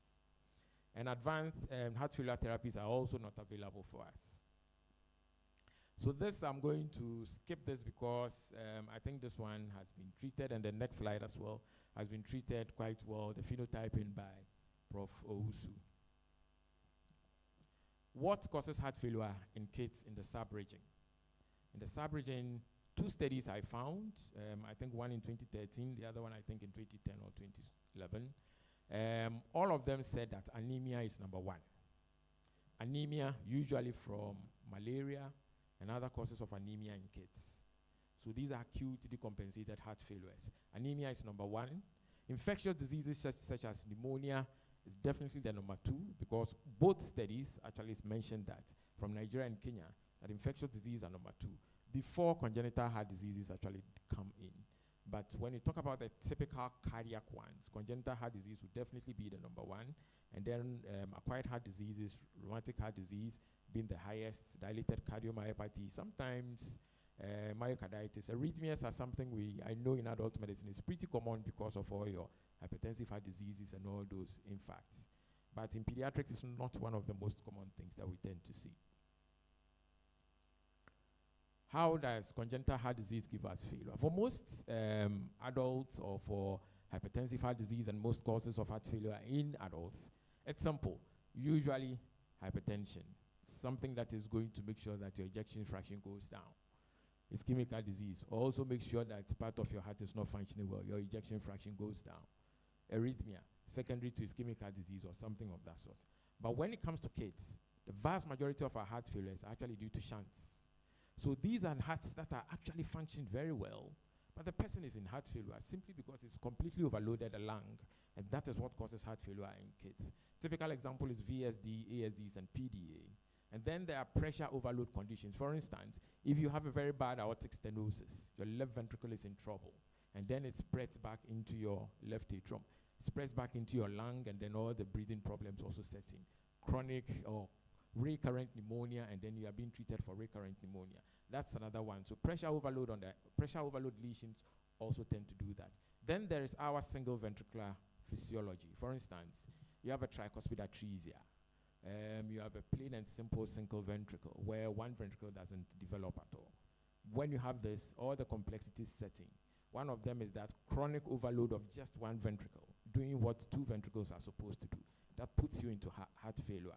Of course, both pulmonary artery and aorta may come from the same single ventricle, and you can imagine that the pressure of the pulmonary artery is going to be the same as the pressure in the aorta, and then you end up with heart failure. So they have so much volume overload, so much pressure overload, leading to fibrosis, so much diastolic dysfunction, and then arrhythmias will set in. For us also, we have a huge burden of post-operative dysfunction, not in Kumasi, but I'm sure that at CTU, where a lot of surgeries take place, post-surgical dysfunctions are pretty common. Of course, we also tend to get them sometimes post-surgery when Prof. Ochri see those patients. How do they present? Presentation of heart failure, like everything in pediatrics, per kilogram body weight. So even your heart failure symptoms is per kilogram body weight. So everything is measured nicely for you. Heart failure symptoms depends on how old you are. If you are younger or in infancy, heart failure symptoms are very different than when you are older. In infancy, essentially, it presents as feeding difficulty, tachypnea, diaphoresis, failure to thrive. These are very atypical when it comes to adult heart failure. And the worst part is that no edema. Usually no edema. By the time you get to see a child who has edema as part of his heart failure, that child is way advanced that you can do very little about. Older children, they tend to be similar to adults, and as such, they are easily recognizable even by medical students, because medical students will see the adult first, and then they say, this one is in heart failure. But when they see the younger ones, it's very difficult for them to determine. Anyway, examination can also be helpful, especially the most sensitive of them all is hepatomegaly. But as I said, edema is very unreliable. And JVPs, you can look at the neck of a child, is that long. So I'm not too sure where your JVP you are going to measure it from. That is the other problem when it comes to evaluating them. Diagnostic workup. We know that in this part of the world, diagnostic workup can be difficult because when it comes to pediatric echoes, I think Kumasi, Accra, where you probably will get what are called reliable pediatric echoes. There are other ones that have been done in other places. Some of them, they will do it. They are good. But then they might have to say, okay, please confirm or something. That is why we do that. So in most of the districts, you would most likely terminate at ECG or chest X-ray. So the child comes in with all these symptoms. Clinical evaluation is done, ECG is done, and chest X-ray is done. And then often the next thing is, if you still are not sure or you've made a diagnosis, then you can refer for further management. But in higher centers, of course, the 2D echo is usually enough when it comes to pediatric echoes. When it comes to the strain imaging and those advanced ones, they are hardly ever important to us. It's only occasionally when you have something like an Alcapa or anomalous left coronary artery from the pulmonary artery that it might be important to us. Otherwise, usually, it's not enough. It's not important. 2D often does most of the things that we are supposed to do. 5 minutes. Thank you. Laboratory biomarkers are also not very important for us. But occasionally at the ICU, you might want to do them.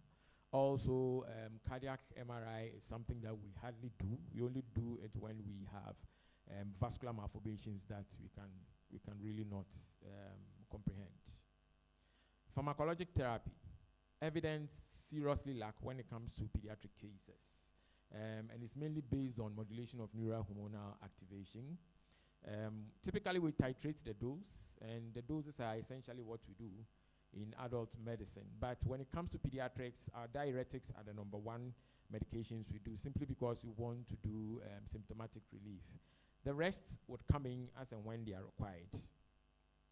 Other therapies like the device therapy, which I realize will be spoken about a lot more later, mechanical circulatory support and those ones are something that can only be seen in the advanced centers.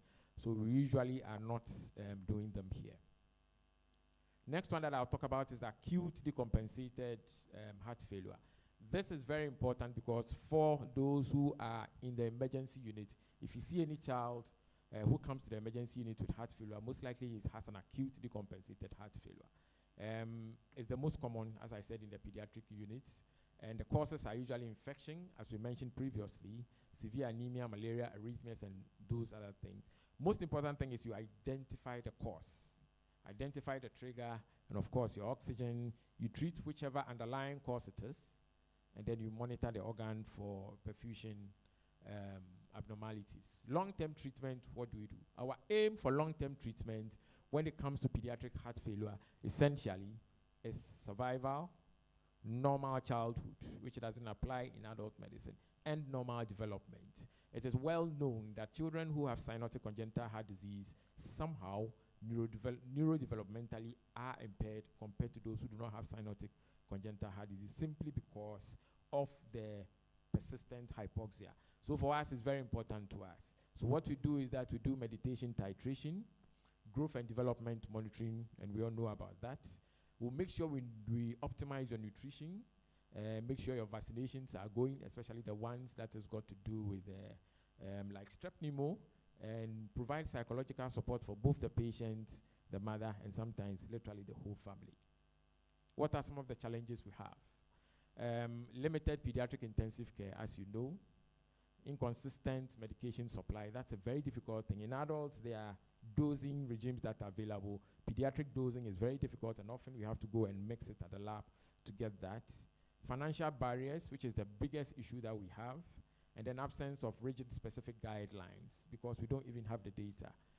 We are hoping that in future we'll have better cooperation and everything, and make sure that our pediatric care for the cardiac patients improves dramatically. So in summary, when you see a child with a pediatric or suspected pediatric cardiac disease, of course, always suspect heart failure. Because for us, because we do very little repair, many of them will actually end up in heart failure. So always suspect heart failure. And when you suspect heart failure, you try to go through the assessment that I mentioned earlier. You try and see what kind of heart failure you are dealing with, especially because we do a lot of congenital heart diseases. Congenital heart diseases can give you all kinds of heart failure. Obstructive, it can be volume overload, it can be fluid overload, it can be pressure overload, everything. So you need to determine that. And then you initiate your suitable treatment, you manage decompensation as they come up, and then you do your structured follow-up. Essentially, those are the steps we go through whenever we are seeing pediatric patients on long-term outpatient basis. So what is the take-home from this mini lecture? Pediatric heart failure differs from adult heart failure. Don't treat them the same. Early recognition improves outcome. Modern therapies exist, but unfortunately, access is a big issue for us, and structured systems are essential to make sure that treatment of pediatric heart failure improves over time. Thank you very much. Thank you very much, Dr. Blaine. I think one important comment you made, that childhood heart failure is not the same as an adult heart failure in a small body.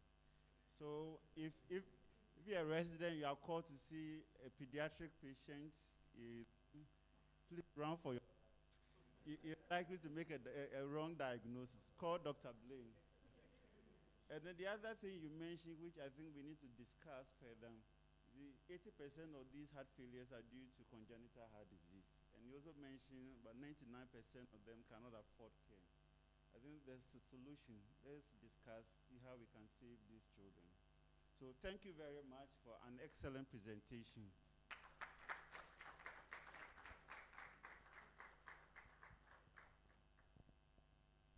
Hello, everyone. So our next presentation is sponsored by BI, Boringa Ingomine, the Medical Affairs. They produce Jardiance, Twinstar, and the others. So the next presenter is a senior physician and cardiologist with over 20 years of experience in the clinical management of adult diseases, specializing in clinical and interventional cardiology. He's currently working as a consultant physician and interventional cardiologist at the MP Shah Hospital in Nairobi, Kenya. Dr. Samia is his name, has a broad knowledge base and practice in clinical research.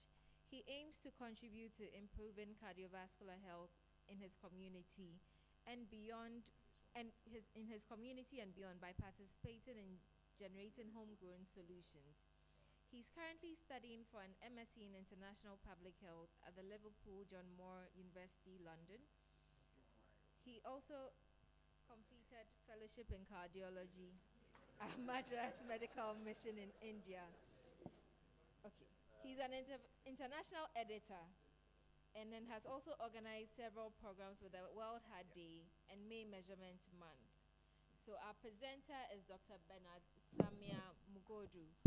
Thank you very much, sir. Thank you, Master. This I have to say it. Anytime I go for a cardiology conference in Africa, I meet Dr. Samia.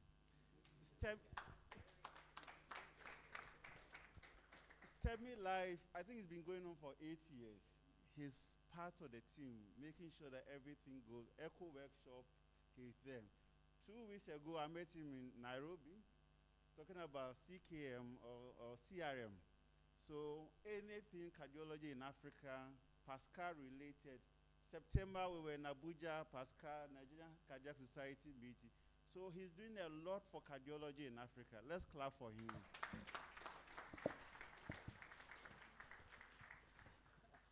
Thank you, the organizers. My slides are not on. I don't know. Okay, thank you.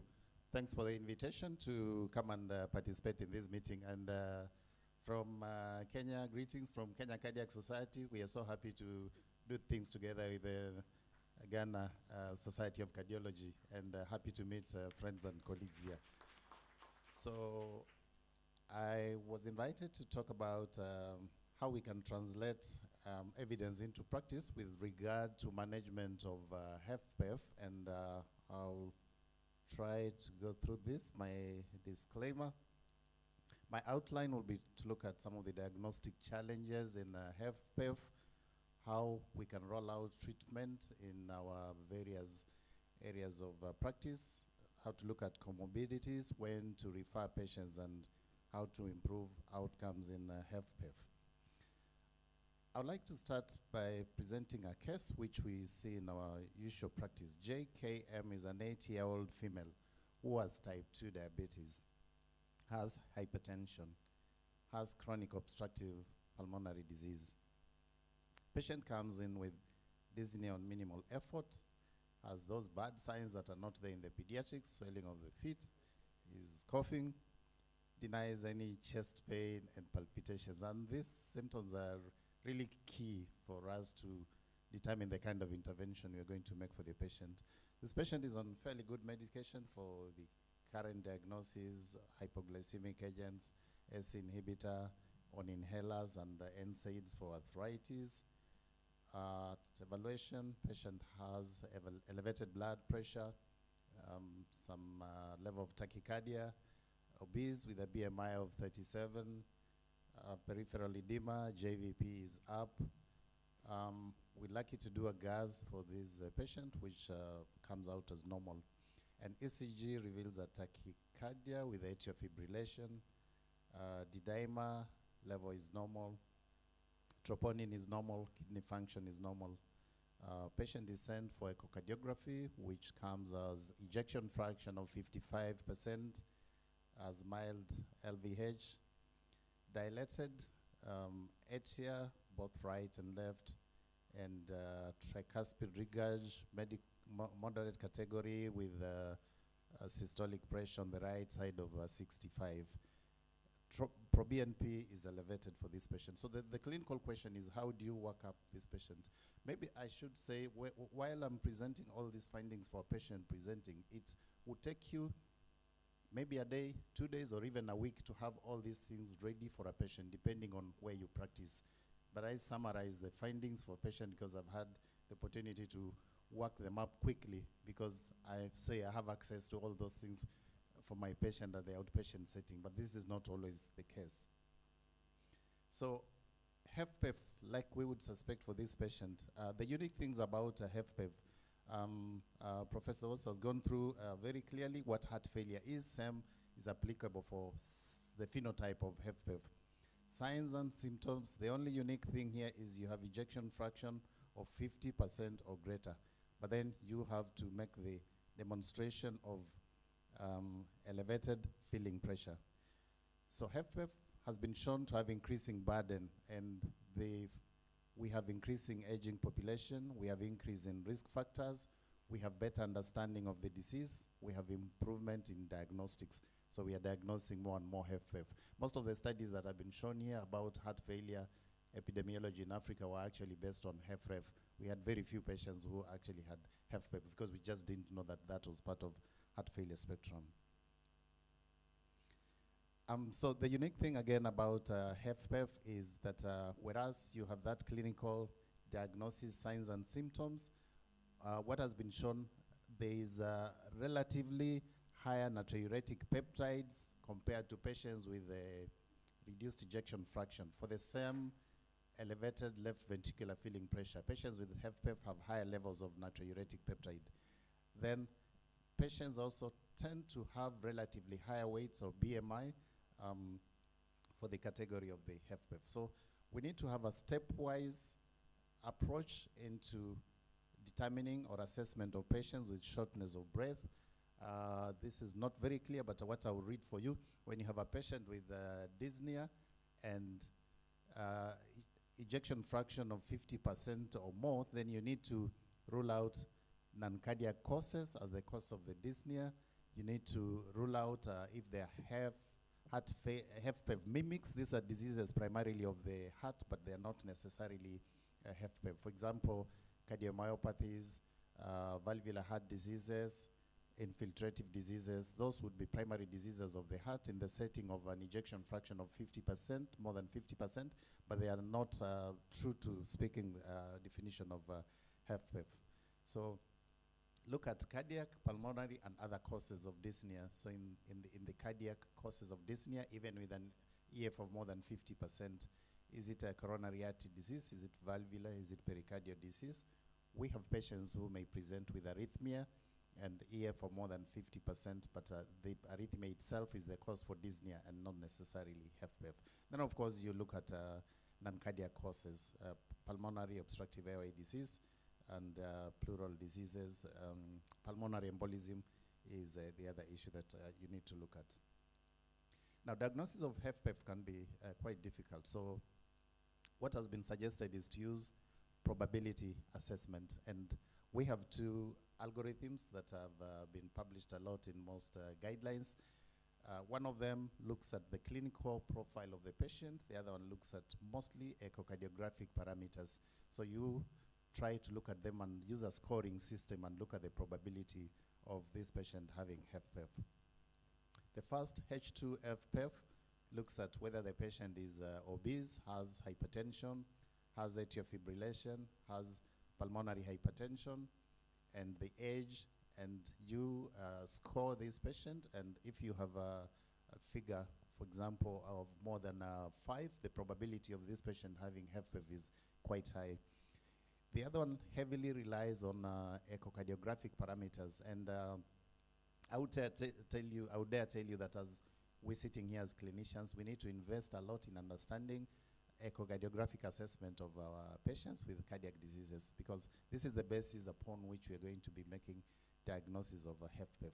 So we have not just the understanding of the ejection fraction, we need to do diastology studies for our patients, and we have what has been categorized as minor criteria and major criteria, so that if you have many points accumulating in the minor or major criteria, you summate them, and therefore you can make the probability of a patient having HFpEF.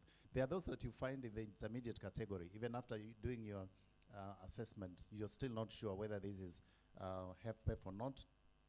These are patients then you would subject to exercise. So we have two forms of exercise. You can do stress exercise bedside, or you can do invasive assessment to see a patient who presents with normal parameters at echo, on echo at rest. If you exercise them, will these parameters actually go up or not? And we have suggested cutoffs that tell you, indeed, if these parameters go up, this patient has a HFpEF. So the patient that I was discussing, we scored, for example, using the H2HPEF. Our patient was obese, scored 2, hypertensive, atrial fibrillation, pulmonary hypertension, more than 2.8 meters per second, then the TR velocity, 80 years of age, and diastology of E and E prime gave a figure of 14.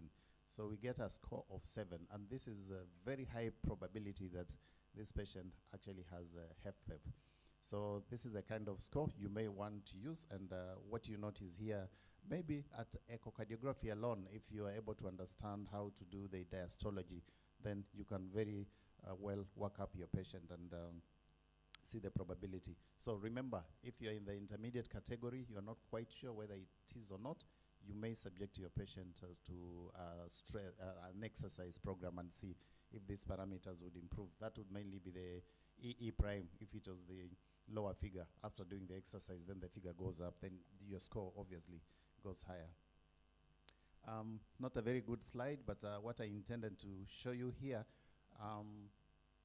we have some diagnostic tests that are recommended to tease out heart HFpEF mimics. For example, if you are suspecting cardiac amyloidosis, the echo has fairly advanced. Using strain imaging, you can actually get very good patterns that are characteristic of cardiac amyloid, and you could actually tell that your patient, and work up the other ones using looking for the light chains and immunofixation and so on.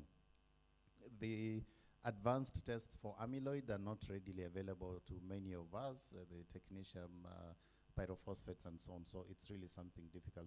In fact, I would dare say maybe many of us who diagnose cardiac amyloidosis just do it up to the level of echocardiography and strain imaging, and maybe we make a fairly safe diagnosis of that.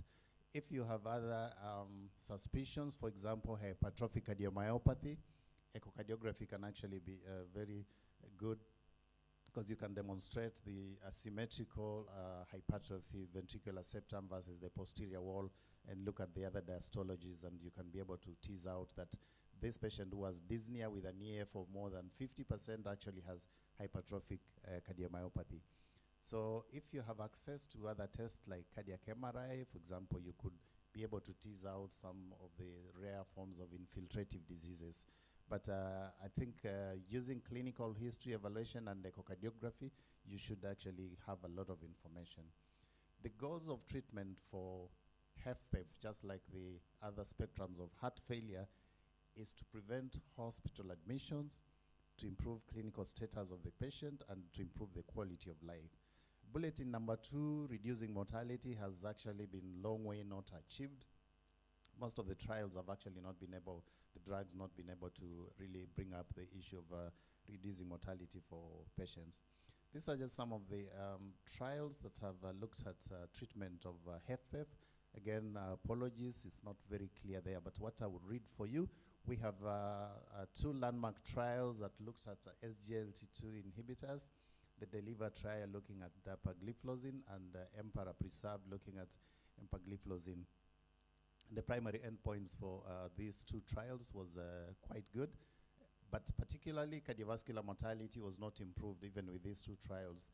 These guys usually combine several points to form the primary outcome, and it sounds statistically significant, but when you look at cardiovascular mortality, it's actually not achieved. So the earlier trials that looked at MRA, spironolactone, the top cut, there's a tendency to improvement of some outcomes, but it did not achieve statistical significance. The ANIS for HFpEF patients, again, was not convincing. The use of ARBs, very early studies using candesartan and irbesartan, again, were not very convincing as drugs that would improve outcomes in heart failure with preserved ejection fraction. But there was a tendency towards some improvement in clinical profile for the patients who had EFs closer to 50%. The higher the EF was, the poorer the likely outcome for patients who are put on these medications. This is just an amplification of the outcome of the EMPEROR Preserved using empagliflozin, where the primary endpoint achieved 21% relative risk reduction. And when you look at fast or recurrent heart failure hospitalization, 27% reduction. So this was the basis upon which the guidelines then were made for recommendation of SGLT2 inhibitors. This is for empagliflozin. Same data was also found for dapagliflozin, and moved from 2B to 1 recommendation for management of patients with HFpEF.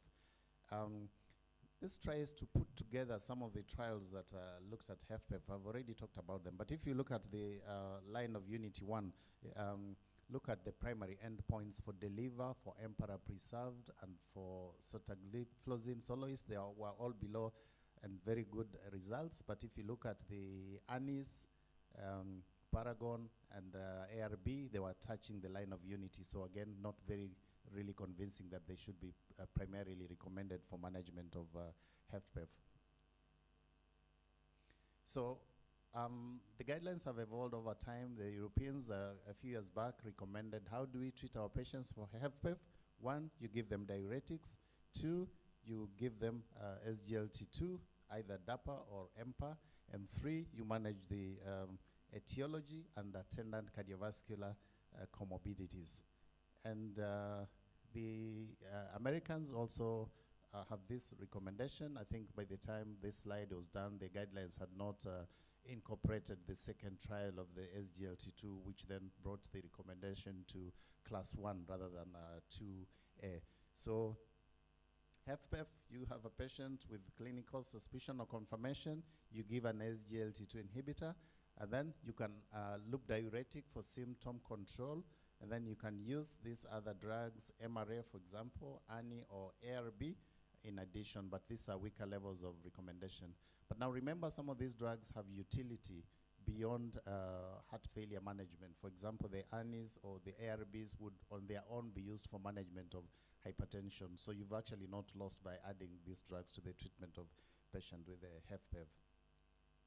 Now we have had a lot of additional studies. We have additional therapies that have been shown to be effective in management of patients with HFpEF, the GLP-1 agonists, and these have been shown to reduce symptoms and improve quality of life and exercise tolerance, especially for patients with heart failure, with preserved ejection fraction and obesity. So semaglutide has been studied and very good results.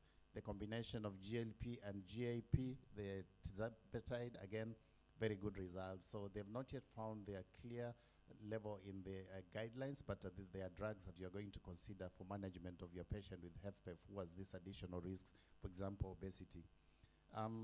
Talking about the MRA, I should have mentioned recently we had the trial of Fine Heart's heart failure, where non-steroidal MRA finerenone was actually shown to improve primary outcome.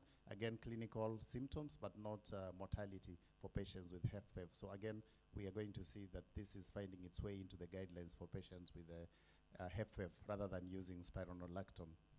We have devices that have been used in the management of heart failure, mostly to look at patient symptoms and be able to graduate the medication, especially the diuretic therapy. And of course, recent studies looking at reducing the pressures in the left atrium. If you put a shunt, would you actually improve outcomes? Very neutral studies, some of them actually negative, so not found any part in the recommendations whether we should actually reduce pressures on the left side. Very good, what I would say, evidence for non-pharmacological management of HFpEF. This is to do with weight reduction and exercise. If you look at all those trials, they've actually shown patients with HFpEF who reduce weight and engage in structured exercise actually have very good outcomes.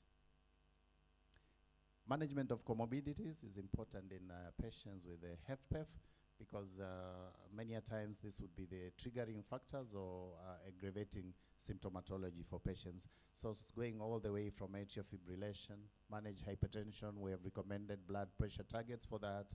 Coronary artery disease, whether you're going to revascularize the patient or not, you should consider that with interventional specialist. Management of diabetes, management of kidney disease are all critical. Sleep disorders and even obesity. The thing to consider as a clinician when you have a patient with HFpEF, should you just sit on the patient or there are times you may want to refer the patient?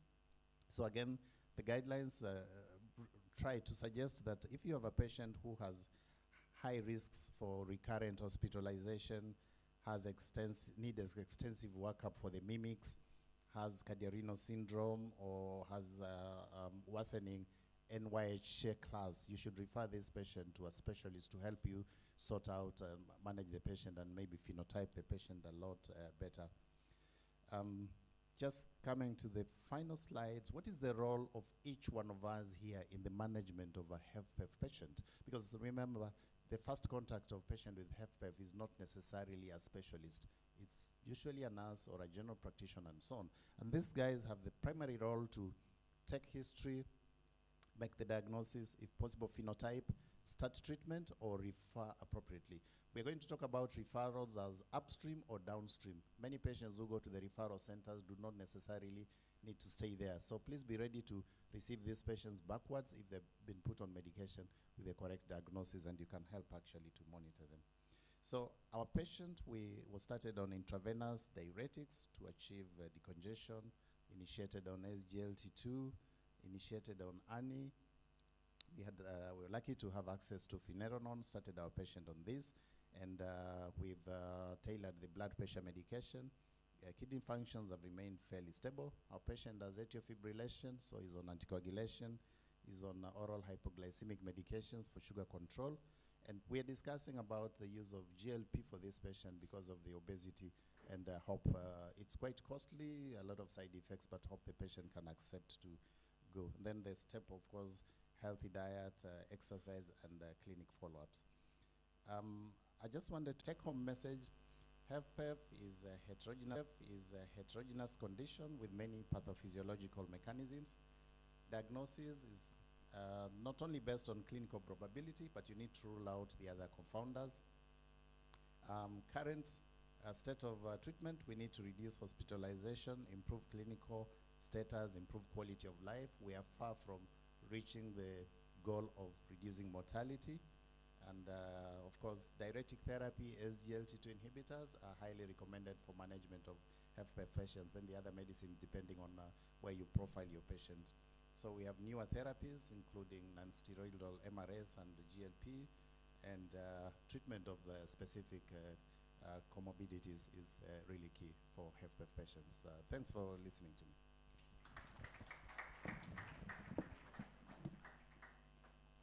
Thank you, Dr. Samia, for excellent presentation. I think one key message that evaluation of this patient is very difficult. They have a lot of comorbidities. They have a lot of other problems, and then mortality outcomes are also still we don't have the clear, pathway to improving mortality outcomes. So it means that there's a lot more work ahead of us as far as managing these patients are concerned. So we are done with the 3 presentations. Now we come to the discussion point.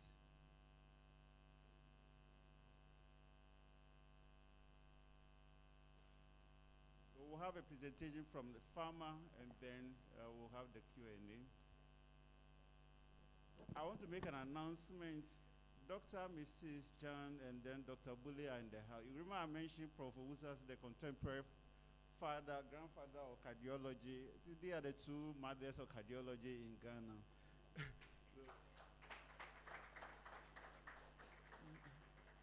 When I didn't see you, I was a bit worried, but I'm happy to see you. So, Farmer.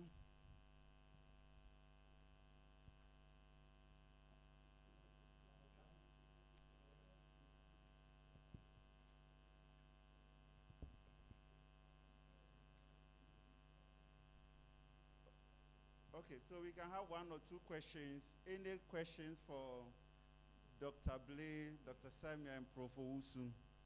For us farmers. Okay, Eugene.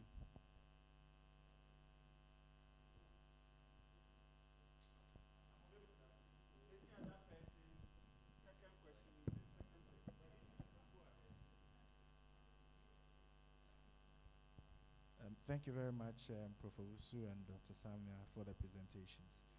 I'm Eugene Ampofu. My question is, when it comes to the diagnosis of HFpEF, pro-BNP seems to be a significant criteria. Considering the phenotypes of patients with HFpEF, of which most are obese, considering your patient age BMI of 37, knowing obesity can influence interpretation of pro-BNP, in the context where you don't have the ability to do maybe a stress echo to assess your failing pressures on exertion to make a diagnosis of HFpEF. How do you practically interpret pro-BNP in the context of an obese patient where pro-BNP can be falsely negative or low? To add to that, we also have CKD. That also affects the interpretation. Thanks. Good talk. So, it's quite a fallacy that in many of our centers, pro-BNP actually costs more than an echocardiogram. So many people don't even go for pro-BNP. They would rather go for echo. But good that you have access to do a pro-BNP. Remember, there are confounders of pro-BNP, patients with obesity, with kidney disease, patients with atrial fibrillation. In fact, their cutoffs for atrial fibrillation is even higher than the one without atrial fibrillation. So you have to bear that in mind. If you look at the scoring systems, they actually give you the cutoffs. Patients with atrial fibrillation, you use a higher cutoff compared to the one who is in sinus. Obesity, unfortunately, they don't give that, but you have to bear in mind that patients with obesity also may have abnormally low BNPs for the level of elevation of left ventricular and diastolic pressure.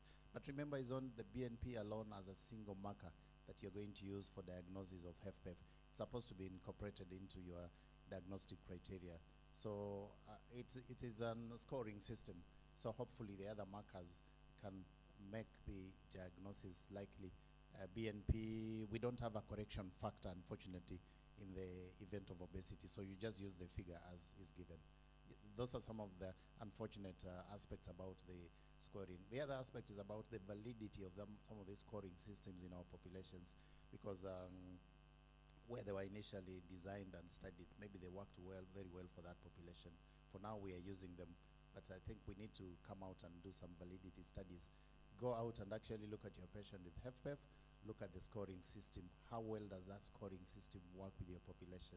Is it actually something you can happily adopt in your population or not? I think those are challenges as we sit here.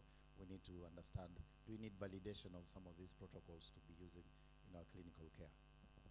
Thank you very much. I think Denk is ready to present. Please keep your questions. Once we are done, we'll continue with the discussion.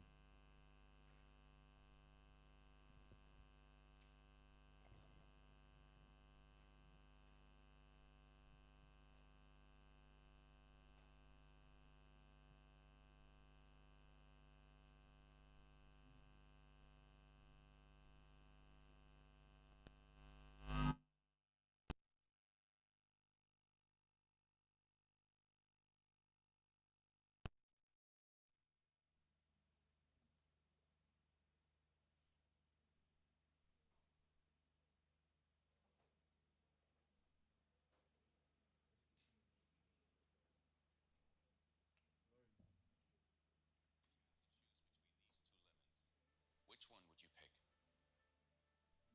Yeah, me too. And if you had to choose between these two tablets, which one would you take? I wouldn't be sure either. When it comes to quality, the choice isn't always so clear. Let me show you what German quality means to Denk Pharma. The quality of our tablets starts with the selection of the right active pharmaceutical ingredients, excipients, and special purified water. From the moment they arrive at our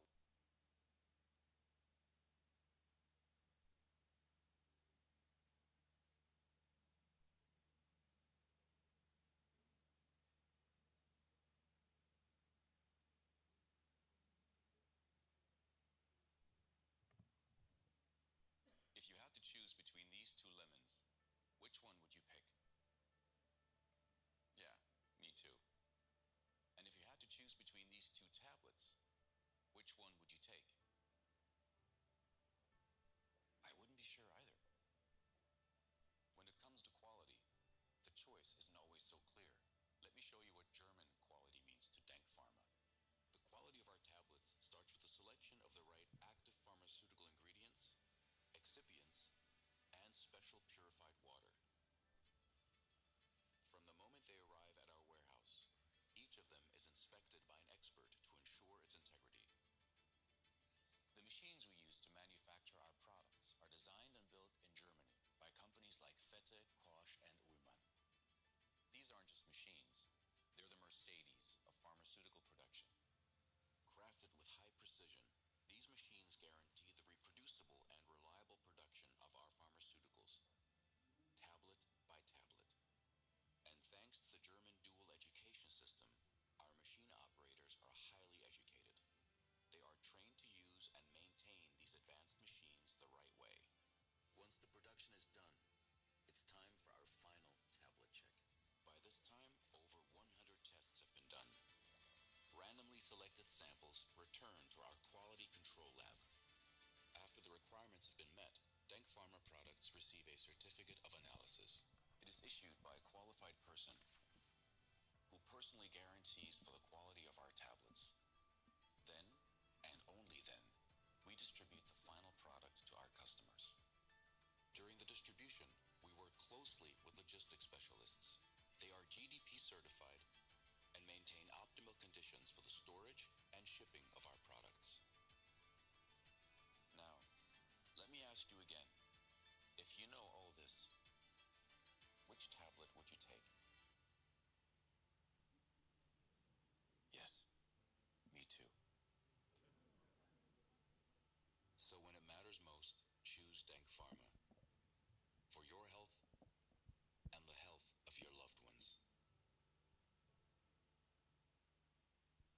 Good morning, everyone. Good morning, doctors. My name is Bernadette. I'm Bernadette Bochi-Adom, a pharmacist with Denk Pharma. And at Denk, we are committed to delivering quality medications that are affordable. We are making sure, or we make sure that quality medications are accessible to a larger number of your patients.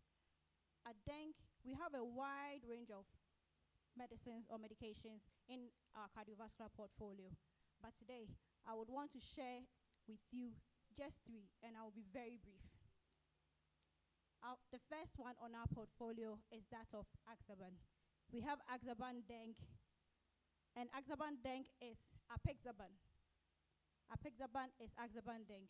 And the key benefits of Axaban Denk is that Axaban Denk is first-line treatment and prevention of DVT, PEs, and strokes. And also, it's a much safer option for your patients with renal complications and less bleeding tendencies compared to that of warfarin.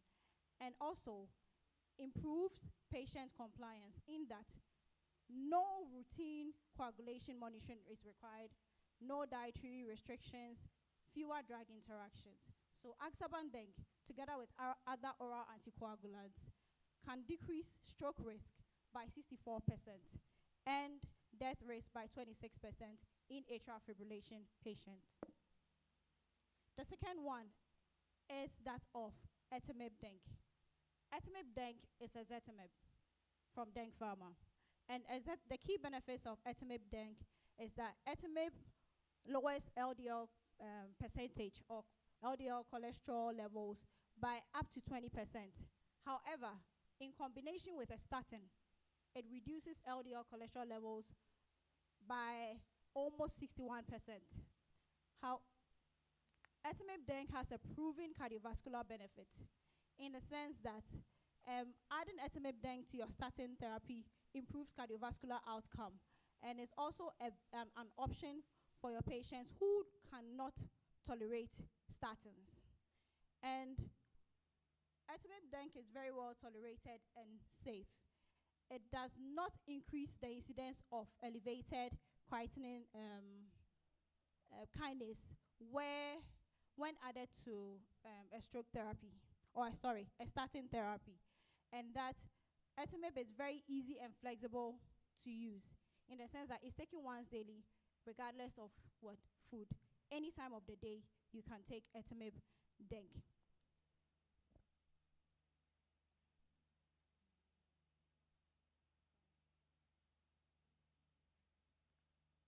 Okay. Our last and final product I would want to introduce is Amvadenk.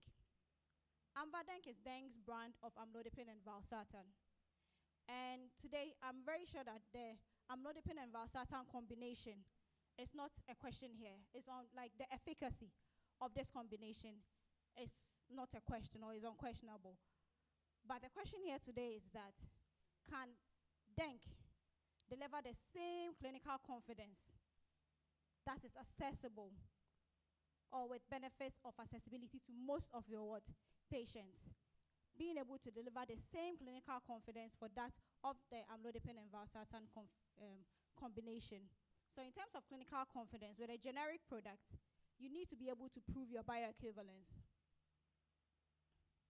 And bioequivalence is the most important requirement, just as I said, for the approval of a generic medication.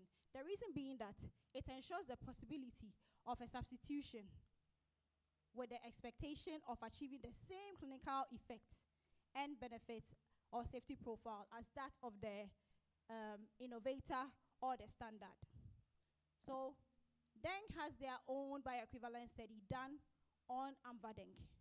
It's a 2014, yes, a 2014 random open label trial or open label bioequivalence study done comparing that of Amvadenk and the innovator brand.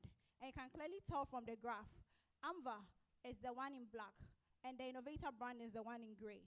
You can clearly tell from the graph that you can hardly see a difference.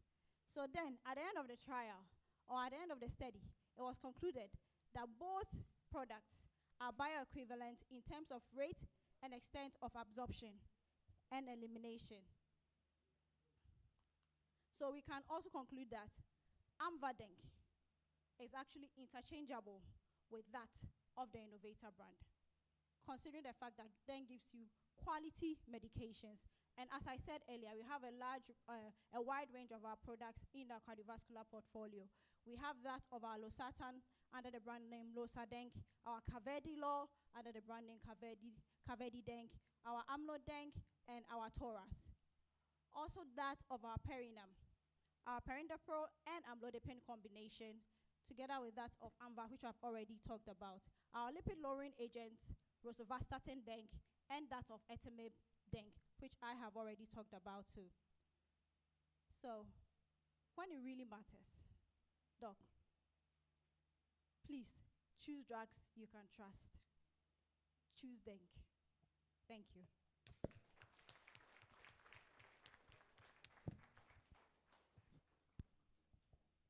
Thanks for being our title sponsor. So please let's support Denk. And let's clap for them. Yeah. In the question, I will allow one question for Denk.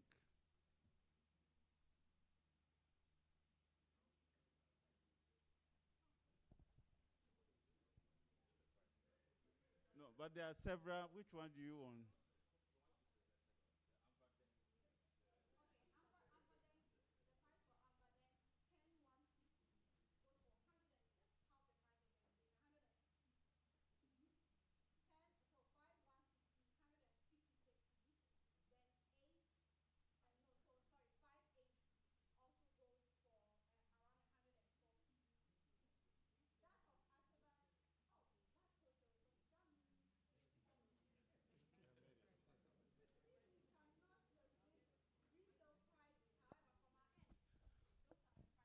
So you can add about 30%. If it's a greedy pharmacist, then he will add 50, some yes, 100%. But on average, 30% is accepted. Yeah. Yes, which is so much better comparing that to what the innovator brands. We are still giving you innovator efficacy, but at a much affordable price. Okay, thank you very much. I hear Prof. Jakum has a question at the back. Francis.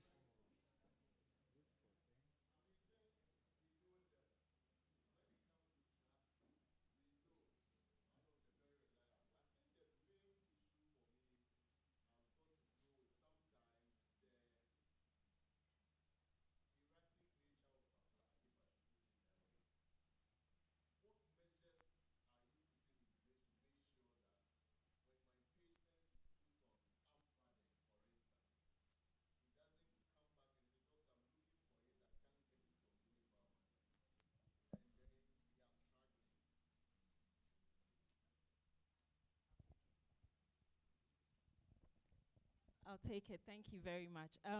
Prof, that's a valid concern. I know that all our prescribers find it important that when you prescribe medication for your patients, they can get it.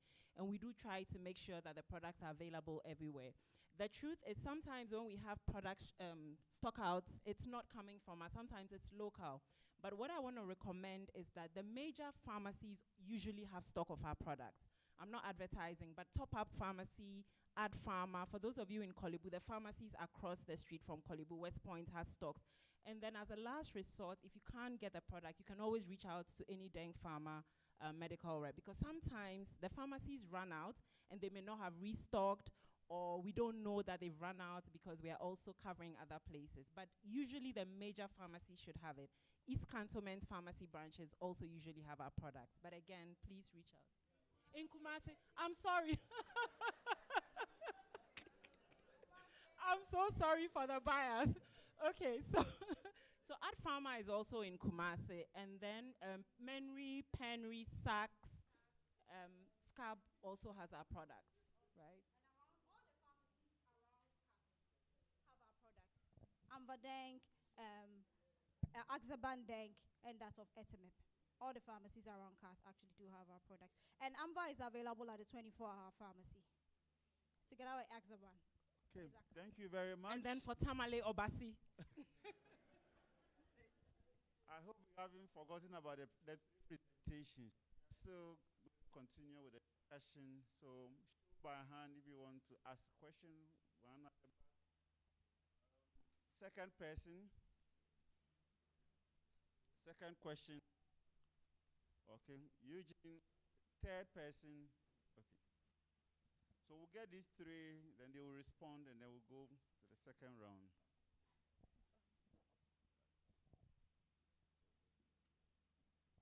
Please go ahead.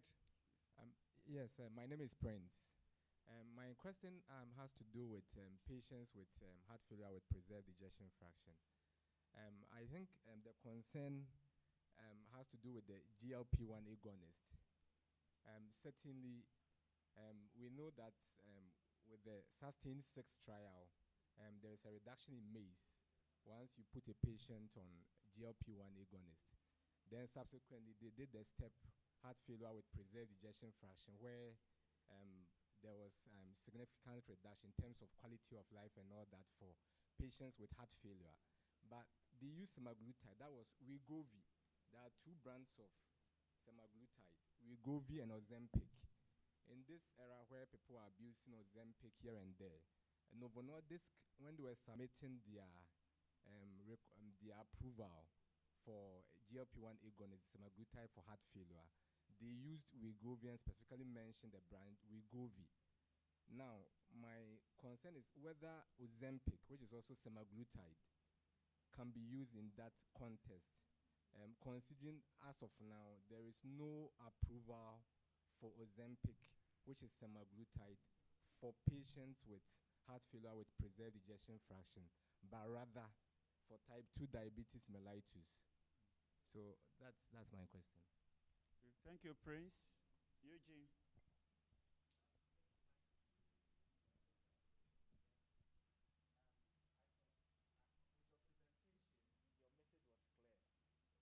With your presentation, your message was clear, but I'm wondering what practically you are able to do for the patient, considering that majority is from structural and need intervention, and you seem not to get much support. So what have you been doing? How have you been surviving?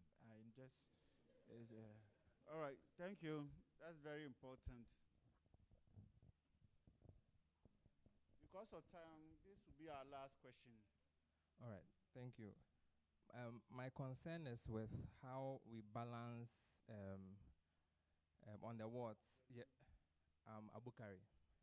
How we balance on the for patients with HFpEF, knowing that all of the therapies have no proven mortality benefits, and knowing the cost of drugs like dapagliflozin, the ones we have. And the other background to it is most patients come decompensated because they run out of furosemide, and simply because they think they must get all the drugs, including the SGLT2s, they simply don't buy any of the drugs and they come decompensated. Should we really be pushing so much SGLT2, which has no proven cardiovascular mortality benefits, or we should balance it, in our population where people really don't have money? The balance is what I'm really seeking to hear from the panelists. Thank you.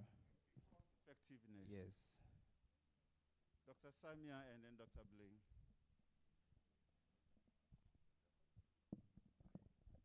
So thank you. It's simply magical, isn't it?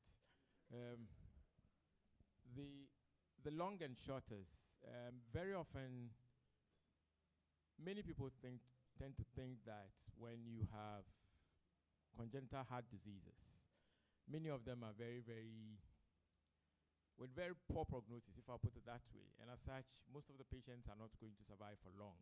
And sometimes when you show, just last week I showed a child with a tricuspid atresia walking around at 18 years, and the one I was walking with was surprised.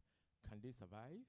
Actually, about a month ago, I showed a child with transposition who was also 12 years old, and they are wondering, can they survive? Yes, they actually can survive. Remember that when it comes to heart failure management in kids, it is not just the medication, and it's usually not just the poor ejection fractions. That is the problem. It is your ability to manage the congestion that happens in your lungs. It's your ability to manage their nutrition. It's your ability to make sure that they develop well and ability to get the family involved. That really makes a big difference. It actually does make a big difference when you do that. Prior to the setting up of the pediatric cardiac clinic, for instance, it was thought that these people were just condemned. But now I can promise you that we have so many older ones, and now we are transitioning them, and that's my fear. We are transitioning them now to the adult medicine, and I'm wondering the kind of problems we are sending to you. Thank you very much. Yeah, a follow-up to this.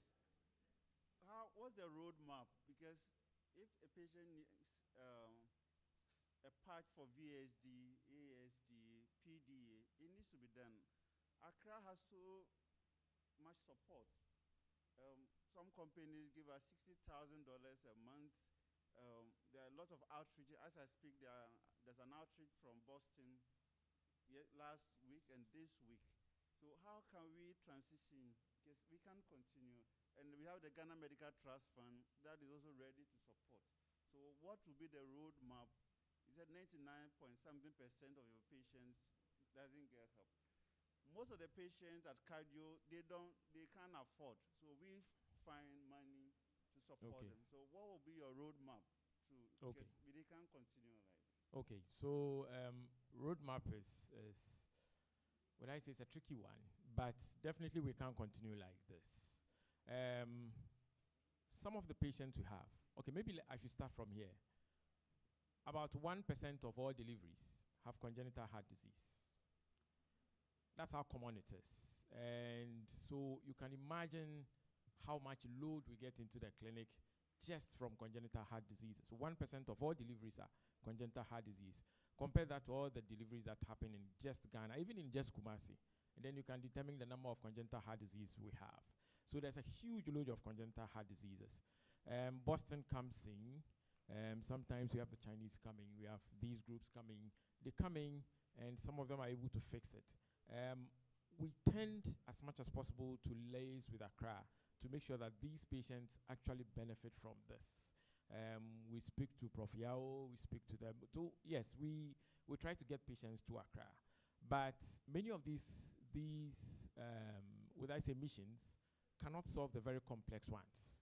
They can solve the easy ones that maybe through at the cath lab they can fix one or two things. One or two patches there would be doable. A test can be doable. But the critical ones, no, they can't. And those are the ones that usually we are stuck with, and we have to manage them somehow for long term, and hopefully they are going to survive. So that is how it ends. Yeah. So you're saying that the ASD, VSD, PDAs, you're able to manage them in Accra? The ones who are lucky. Okay. The reason is there's a huge load of them. I don't think even in Accra you're able to manage all of them. No, okay. That's the point. Let's take this up so that Dr. Samuel. Yeah, so I think it's a really difficult thing, and it's good we are talking about translating evidence into practice. If you have a drug that is going to improve the quality of life of your patient, the patient comes in, he dematizes, coughing, cannot walk, and you give a drug that takes away those symptoms, I think it's good to do it. If it's going to prevent that patient from being readmitted severally into hospital, of course they'll say, I do not want to die. But before you die, you don't want to be in hospital, you don't want your legs swollen, you don't want coughing and dyspnea, you can walk. It's still a good drug to use. So don't deny them treatment because there's no mortality benefit. The other factors are still good enough. We have discussed whether we should be doing guidelines based on resources or based on science. We actually acronymed it resource-based guidelines or science-based guidelines. Would you, for example, sit as a community in Kumasi, say, now, we don't want to put SGLT2 as part of our heart failure algorithm because we cannot afford? Or would you put everything and hope you work towards achieving? I think we need to rise up and do the correct thing for our patients and look for the resources to give them the best. Of course, the reality may not exactly be the same. Let us do science-based practice rather than resource-based practice. Patient, they've come to me and asked me, Doc, between and Annie and an SGLT2. I can't afford both. Which one do I buy? I don't have an answer to it, but you need to figure out as a physician and see what to give, what to tell them. Thank Maybe you very just, much. just the last. Now, the GLPs, if you look at the history of GLPs and the branding, they have been branded for specific indications. For example, the Ozempic was branded for specific management of obesity, type 2 diabetes, and so on. The same molecule, you can use higher doses. It's given a different name and indicated for management of heart failure and so on. So we just need to be careful which brand you're actually writing for the particular indication. Happens to be the same molecule, but the branding, especially those who use insurance and so on, they would fail to provide or reimburse a patient if you use the same brand name for different indication. Thank you. I think we've had interesting. Just little to what you just mentioned about IGL-22 inhibitors. The branded ones are quite expensive, but luckily enough, now we have generics around. We have generics around. So don't just push it out that they are so expensive and therefore patient can't. So those who can afford the expensive one, why not? And the generics, yes, and when most generics work, the same as the branded. Yeah. Thank you very much. We are very grateful to Dr. Samia, Dr. Blay, and Prof for an excellent presentation. Because of time, we'll end here. Please, you can engage them during the break so that you can ask your questions. I hand over to the moderators. Let's clap for them. Thank you. Right. Thank you very much. So we'll do a quick coffee break. It's right behind us. We have a coffee stand at the back. Unfortunately, we have just about 5 to 10 minutes for that. So let's try and make it snappy and get back into our seats for the second half of today's session. Thank you. So once you pick it, you come and sit down, and then we can start the next session. Thank you.